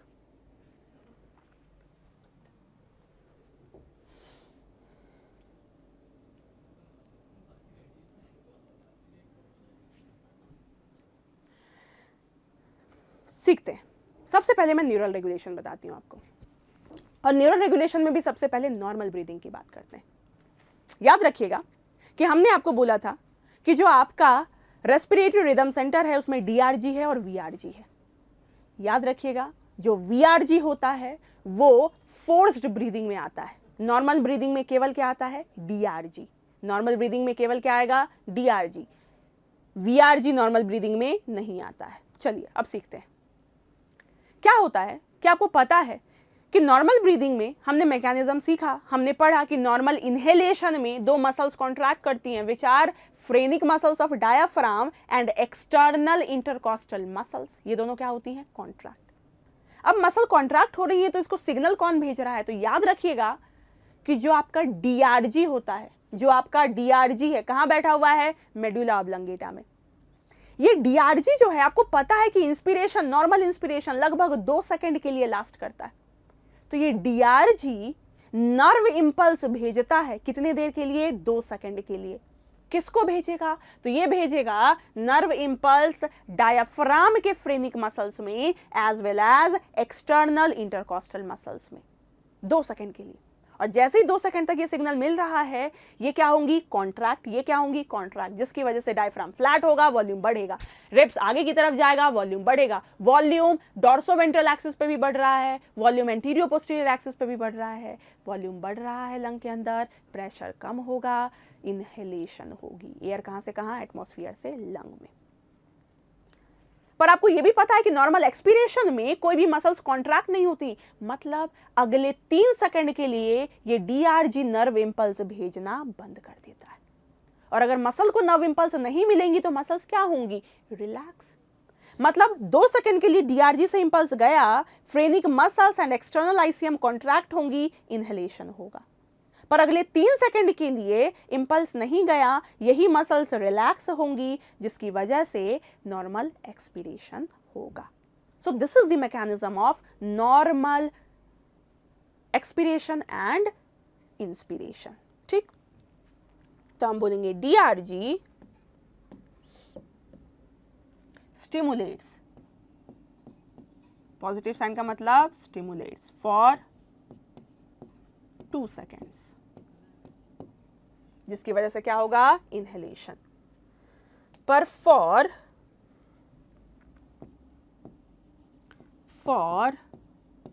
next 3 second DRG stops firing impulse,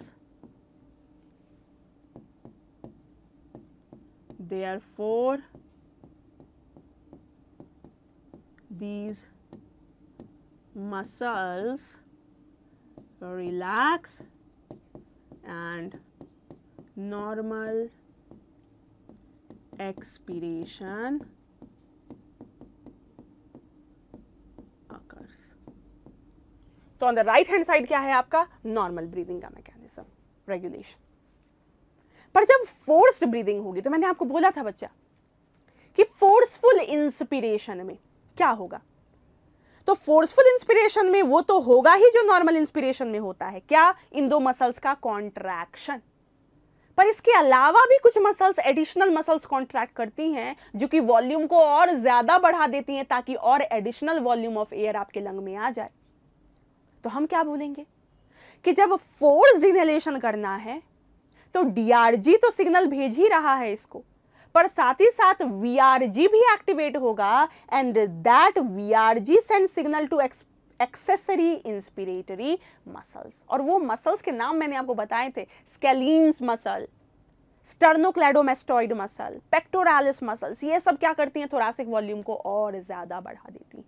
तो हम क्या बोलेंगे कि वीआरजी फोर्स्ड इनहेलेशन के दौरान स्टिमुलेट करता है, किसको, एक्सेसरी। पर अगर फोर्स्ड एक्सहेलेशन की बात करें तो हमने बोला कि नॉर्मल एक्सहेलेशन में जो काम हो रहा होगा वो फोर्स्ड एक्सहेलेशन में भी हो रहा होगा। मतलब डीआरजी सिग्नल भेजना बंद कर देगा और ये मसल्स क्या होंगी, रिलैक्स हो रही होंगी। किसमें, फोर्स्ड एक्सहेलेशन में भी ये मसल्स क्या हो रही होंगी, रिलैक्स। पर फोर्स्ड एक्सहेलेशन में कुछ एडिशनल मसल्स कॉन्ट्रैक्ट भी होती हैं, जिसकी वजह से वॉल्यूम और कम हो जाता है, जिसकी वजह से some extra amount of air would be exhaled out. तो ये वॉल्यूम और कम करने के लिए कुछ मसल्स को कॉन्ट्रैक्ट करना होगा, और उस कॉन्ट्रैक्शन की सिग्नल कौन भेजने वाला है, उस कॉन्ट्रैक्शन का सिग्नल आपको भेजता है कौन, वीआरजी।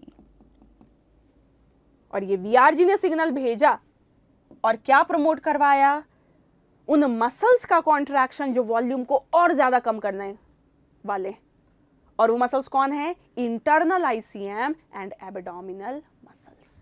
क्लियर है क्या? So that's how the neural regulation of breathing occurs. मैंने आपको नॉर्मल और फोर्स ब्रीदिंग दोनों पढ़ा है। एक बात एकदम याद रखिएगा कि जो आपका न्यूमोटैक्सिक सेंटर होता है बच्चा, न्यूमोटैक्सिक सेंटर, जो कि कहां मौजूद था, पॉन्स में। पॉन्स और medulla oblongata are the part of brain stem. याद रखिएगा, है ना, ये नर्वस सिस्टम में आप पढ़ते हैं। Mid brain, pons and medulla all together they form brain stem. तो न्यूमोटैक्सिक सेंटर जो है, जो कि कहां मौजूद था, पॉन्स में। यह न्यूमोटैक्सिक सेंटर ब्रीदिंग रेट को क्या कर देता है, बढ़ा देता है। ब्रीदिंग रेट को क्या कर देता है, बढ़ा देता है। कैसे बढ़ाता है, तो ये जो डीआरजी है, मान लेते हैं ये 2 सेकंड तक इंपल्स भेज रहा था, तो ये डीआरजी को इनहिबिट करेगा और ये 2 सेकंड के लिए इंपल्स नहीं भेजेगा, मान लेते हैं 1 सेकंड के लिए भेजा।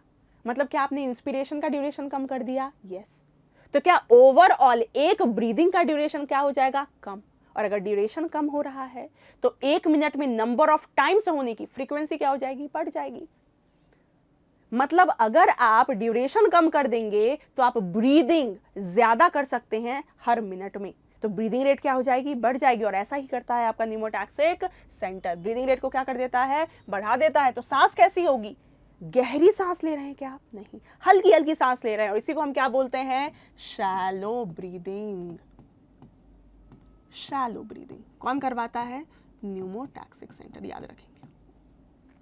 पर ये तो न्यूरल रेगुलेशन है, मैंने आपको बोला था कि there is some chemical regulation also occurring, और वो केमिकल रेगुलेशन किसके द्वारा, कीमोरिसेप्टर्स के द्वारा। हमारा सेंट्रल कीमोरिसेप्टर जो कि मेडुला में होता है, और पेरिफेरल कीमोरिसेप्टर जो कि आपके आयोटिक आर्च में होता है और कैरोटिड आर्टरी में होता है। और ये क्या सेंस करती हैं, ये सेंस करती हैं increase in PCO2 and H+। जब बॉडी में PCO2 बढ़ रहा है, इसका मतलब क्या करना है बच्चा, बॉडी में PCO2 बढ़ रहा है मतलब आपको CO2 से छुटकारा पाना है, उस CO2 को बाहर फेंकना है। तो क्या आप तभी सांस लेना चाहेंगे, नहीं। जब CO2 बढ़ रहा है तो आप क्या करना चाहेंगे, आप करना चाहेंगे एक्सहेल।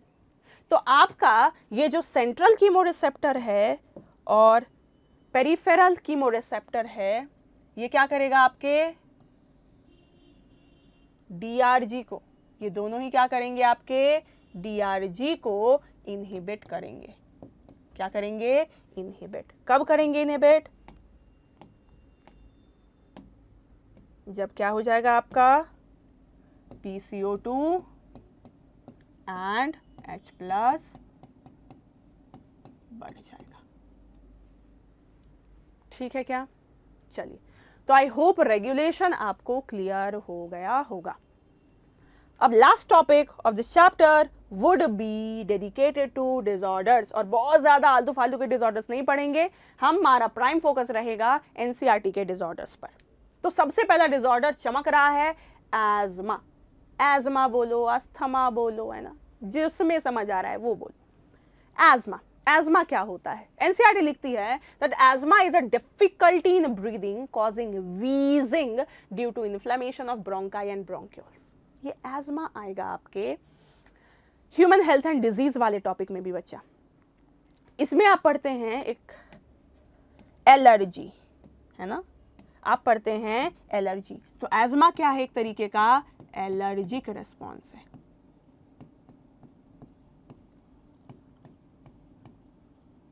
और इसमें क्या होता है, इसमें होता है कि जो आपका रेस्पिरेटरी पैसेज है ब्रोंकाई ब्रोंक्यूल, वो हो जाता है नैरो। क्या हो जाता है, नैरो।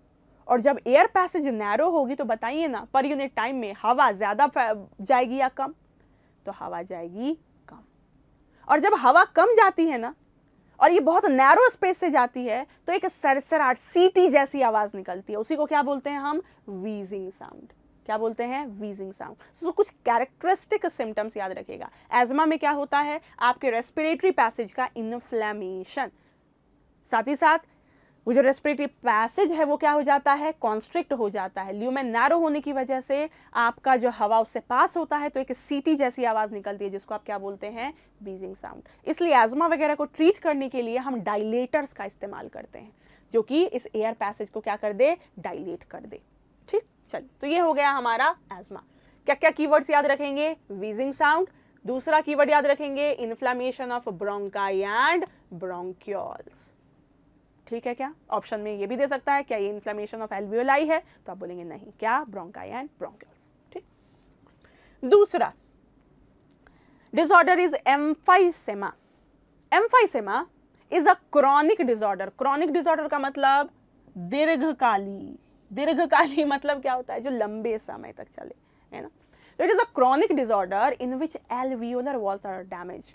एक्सेसिव सिगरेट स्मोकिंग की वजह से जो हमारा डिफ्यूजन मेम्ब्रेन होता था वो डैमेज हो जाएगा, और जब डिफ्यूजन मेम्ब्रेन डैमेज होगा तो बताइए क्या गैसियस एक्सचेंज उतनी हो पाएगी, नहीं। तो इसी कंडीशन को हम बोलते हैं एम्फाइसेमा। तो chronic disorder in which alveolar walls are damaged due to which respiratory surface is decreased, क्योंकि हमारा डिफ्यूजन मेम्ब्रेन क्या हो रहा है, damage. And one of the major causes is cigarette smoking. Clear है क्या? चल, तीसरा disorder is occupational respiratory disorder. लिख लीजिए इसी का दूसरा नाम न्यूमोकॉनियोसिस। क्या? Pneumoconiosis, occupational respiratory disorder. इसका नाम ऐसा क्यों रखा गया? क्योंकि ये डिसऑर्डर यूजुअली लोगों के व्यवसाय, ऑक्यूपेशन की वजह से होता है। कैसे? तो न्यूमो का मतलब होता है एनीथिंग रिलेटेड विथ लंग, और कोनियोसिस का मतलब होता है इनहेलेशन ऑफ डस्ट। तो मान लेते हैं कुछ ऐसे लोग जो कि सीमेंट वाले फैक्ट्री में काम कर रहे हैं, कुछ ऐसे लोग जो कि सिलिका फैक्ट्री में काम कर रहे हैं, कुछ ऐसे लोग जो कोल माइंस में काम कर रहे हैं, and those people are more likely to be exposed to those dust particles. उनको प्रोटेक्शन के लिए मास्क पहनना बहुत अनिवार्य है। और आपको पता है कि लंबे समय तक मास्क पहन पाना है ना, जैसा कि कोविड टाइम्स में आपने देखा, बहुत मुश्किल होता है। तो there is a high chance कि वहां पर उस प्रोटेक्टिव मेजर्स का फॉलो ना किया जाए। तो अगर आप उन डस्ट पार्टिकल को इनहेल करेंगे तो वो डस्ट पार्टिकल जाके आपके लंग के अंदर फाइबर्स जमा करने लगेगा, सेल्स मरने लगेंगी, वहां पे जो फाइबर प्रोड्यूसिंग सेल्स हैं, फाइब्रोब्लास्ट, उनका प्रोलिफरेशन होने लगेगा, बढ़ेंगी और वहां पे फाइबर जमा होने लगेंगी। क्या आपको फाइबर जमा करना है? नहीं, नॉर्मल सेल्स मर रहे हैं, फाइब्रोसिस हो रहा है, और इसी पूरे कंडीशन को हम बोलते हैं न्यूमोकॉनियोसिस। तो क्या ये व्यवसाय की वजह से हुआ? तो हमने बोला यस, इसलिए इसको बोला ऑक्यूपेशनल रेस्पिरेटरी डिसऑर्डर। तो in certain industries, especially those involving grinding or stone breaking, so much the dust is produced that the defense mechanism of the body cannot fully cope with the situation. Long exposure can give rise to inflammation leading to fibrosis. Fibrosis, very important. Proliferation of fibrous tissue and thus causing serious lung damage. Workers in such industries should wear protective mask. तो याद रखिएगा कि अगर silica dust inhale हुआ तो हम क्या बोलेंगे? सिलिकोसिस। अगर एस्बेस्टोस डस्ट इनहेल हुआ तो क्या बोलेंगे? एस्बेस्टोसिस। तो silicosis and asbestosis are types of pneumoconiosis. तो ये तीनों डिसऑर्डर्स आई होप क्लियर हुआ होगा। ठीक, चलिए जी, एक बोनस पॉइंट आपके लिए है ना, एक एक्स्ट्रा डिसऑर्डर मैं आपको पढ़ाती हूँ, कंडीशन जो कि आपके एग्जामिनेशन पॉइंट ऑफ व्यू से बहुत इंपॉर्टेंट है बच्चा। ठीक, हाइपोक्सिया, जो कि आज का लास्ट टॉपिक होने वाला है। हाइपो का मतलब होता है कम, ऑक्सिया का मतलब होता है ऑक्सीजन। तो हाइपोक्सिया मतलब ऑक्सीजन अवेलेबिलिटी क्या हो जाए जब कम। कैपनिया वर्ड होता है किसके लिए? कार्बन डाइऑक्साइड के लिए, याद रखिएगा। तो अगर मैं बोलूं हाइपोकैपनिया या मैं बोलूं हाइपर कैपनिया, तो हाइपो का मतलब क्या हो जाएगा? कम, क्या? CO2। हाइपर कैपनिया मतलब इंक्रीज्ड इन CO2। तो हम पढ़ क्या रहे हैं? हाइपोक्सिया मतलब, हाइपोक्सिया का मतलब क्या होता है? डिक्रीज्ड इन O2। और जब ऑक्सीजन अवेलेबिलिटी आपके टिश्यू में कम हो जाती है, आपके बॉडी में कम होती है, तो आपकी बॉडी नीली पड़ जाती है, और इसी कंडीशन को हम बोलते हैं साइनोसिस। मतलब it leads to, it causes cyanosis. अगर बच्चों में ये हो तो हम इसी को बोलते हैं ब्लू बेबी सिंड्रोम। अगर बच्चों में हाइपोक्सिया हो तो हम क्या बोलते हैं? Blue baby syndrome. साइनोसिस मतलब बॉडी का क्या हो जाना? नीला पड़ जाना। क्यों? ऑक्सीजन की कमी से। ठीक, तो ऑक्सीजन की कमी कैसे हो सकती है बच्चा? अलग अलग कारण हो सकते हैं जब बॉडी टिश्यू को ऑक्सीजन की अवेलेबिलिटी कम हो। एक कारण हो सकता है जब आप ऊंचाई पे गए, हायर एल्टीट्यूड पे गए हैं, है ना।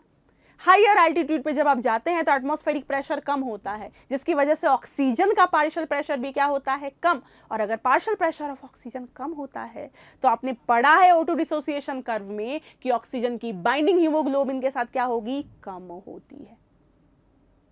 तो जैसे ही आप जाते हैं हायर एल्टीट्यूड पे, शुरुआत के कुछ दिनों में आपको कुछ सिम्टम्स देखने को मिलते हैं, जैसे नोजिया, हेडेक, डिजीनेस, और इसी को कलेक्टिवली हम क्या बोलते हैं, एल्टीट्यूड सिकनेस। इसी को हम क्या बोलते हैं, altitude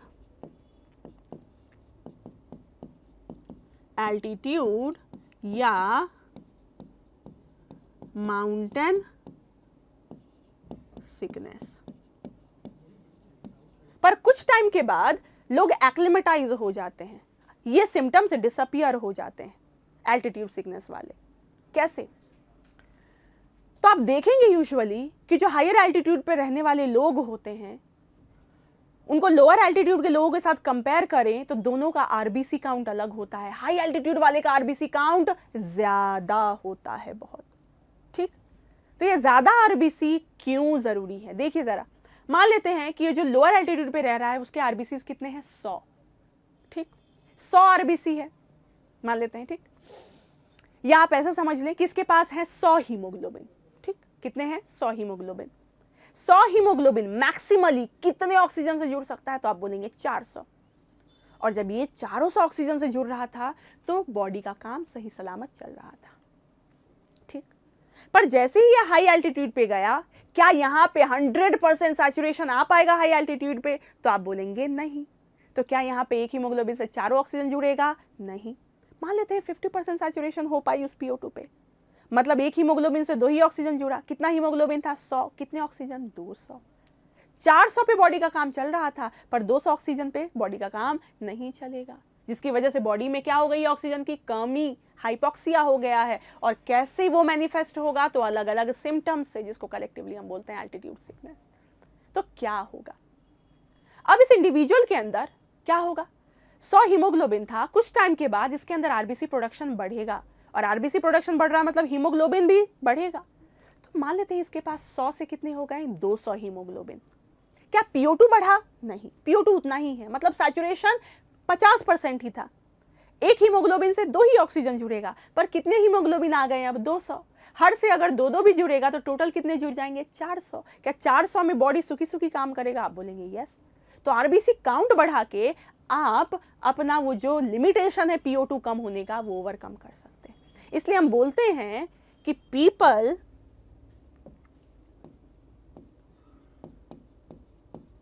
living at higher altitude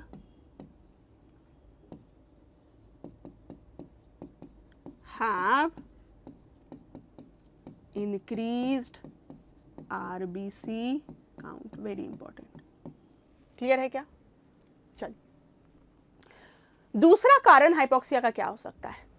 मान लेते हैं आपके बाहर एटमॉस्फेयर में कोई PO2 की कमी नहीं है, बाहर ऑक्सीजन एकदम सही सलामत, आपके बॉडी में हीमोग्लोबिन की ही कमी हो जाए।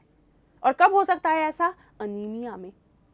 तो अगर बॉडी में हीमोग्लोबिन की ही कमी हो गई, मतलब ऑक्सीजन 97% ऑक्सीजन को ले जाने वाला जो पिगमेंट है उसी की किल्लत है, तो क्या बॉडी में ऑक्सीजन ट्रांसपोर्ट हो पाएगा, नहीं। तो क्या टिश्यू को ऑक्सीजन डिलीवर हो पाएगा, नहीं। तो that would also be one of the reasons of hypoxia. तीसरा, मेटहीमोग्लोबिनीमिया। इसका मतलब क्या होता है, जैसे मान लेते हैं कि नाइट्रेट पॉइजनिंग बोल सकते हैं इसको। जब आप बॉडी में आपके नाइट्रेट एंटर कर गया, तो ये नाइट्रेट जो हीमोग्लोबिन का हीम होता है ना बच्चा, उसमें जो आयरन होता है उसको Fe+2 से कन्वर्ट कर देता है Fe+3 में। कौन, नाइट्रेट। और जब आयरन फेरस से फेरिक हो जाएगा तो this can not bind to O2, oxygen Fe+3 को भाव भी नहीं देगा, ऑक्सीजन को क्या चाहिए, Fe+2। तो भले ही बार PO2 बढ़िया, हीमोग्लोबिन बढ़िया, पर नाइट्रेट की वजह से हीम का आयरन क्या हो गया, +3। तो अब ऑक्सीजन जुड़ेगा नहीं तो ट्रांसपोर्टेशन भी नहीं होगी। इसी कंडीशन को बोलते हैं मेट हीमोग्लोबिनेमिया, और इसकी वजह से भी बॉडी में क्या हो सकती है, हाइपोक्सिया। अगला कारण हाइपोक्सिया का क्या होगा, तो हम बोलेंगे कार्डियक इनसफिशिएंसी। बाहर PO2 भी बढ़िया, हीमोग्लोबिन भी बढ़िया, आपका हीम भी बढ़िया, पर जो हार्ट है वो ब्लड पंप ही नहीं कर पा रहा है ऑक्सीजन उतना ज्यादा। तो पर टाइम ऑक्सीजनेटेड ब्लड अगर टिश्यू को ज्यादा नहीं मिलेगा तो हम बोलेंगे कि ऑक्सीजनेटेड ब्लड कम गया, ऑक्सीजन कम गया, टिश्यू के पास ऑक्सीजन की किल्लत, तो हमने इसी का नाम दिया कार्डियक इनसफिशिएंसी। यानी तो अगला कारण हो सकता है कि बॉडी में कुछ टॉक्सिन गया, and that toxin can be cyanide, that toxin can be cyanide. क्या होती है साइनाइड की स्पेलिंग, चलिए मैं तो यही लिखती हूं, आप देख लीजिएगा क्या है। और साइनाइड पॉइजनिंग, याद रखिएगा ये बॉडी में एक ऑक्सीडेटिव एंजाइम है जिसका नाम है साइटोक्रोम ऑक्सीडेज, और ये हमने एंजाइम इनहिबिशन में, नॉन कॉम्पिटिटिव इनहिबिशन में पढ़ा था कि बॉडी में मान लेते हैं कि सब कुछ सही सलामत, बाहर PO2 भी अच्छा, वो गया भी आपके ब्लड में अच्छा, हीमोग्लोबिन भी बढ़िया, हार्ट ने भी बहुत बढ़िया पंप कर दिया, अभी ऑक्सीजन टिश्यू को मिल भी गया, पर टिश्यू इसको यूटिलाइज ही नहीं कर पाएगा क्योंकि उसका जो ऑक्सीडेटिव एंजाइम है विच इज साइटोक्रोम ऑक्सीडेज वो खराब है। ठीक, तो इसी को हम बोलते हैं साइनाइड पॉइजनिंग। किसको इनहिबिट करता है ये, इनहिबिट्स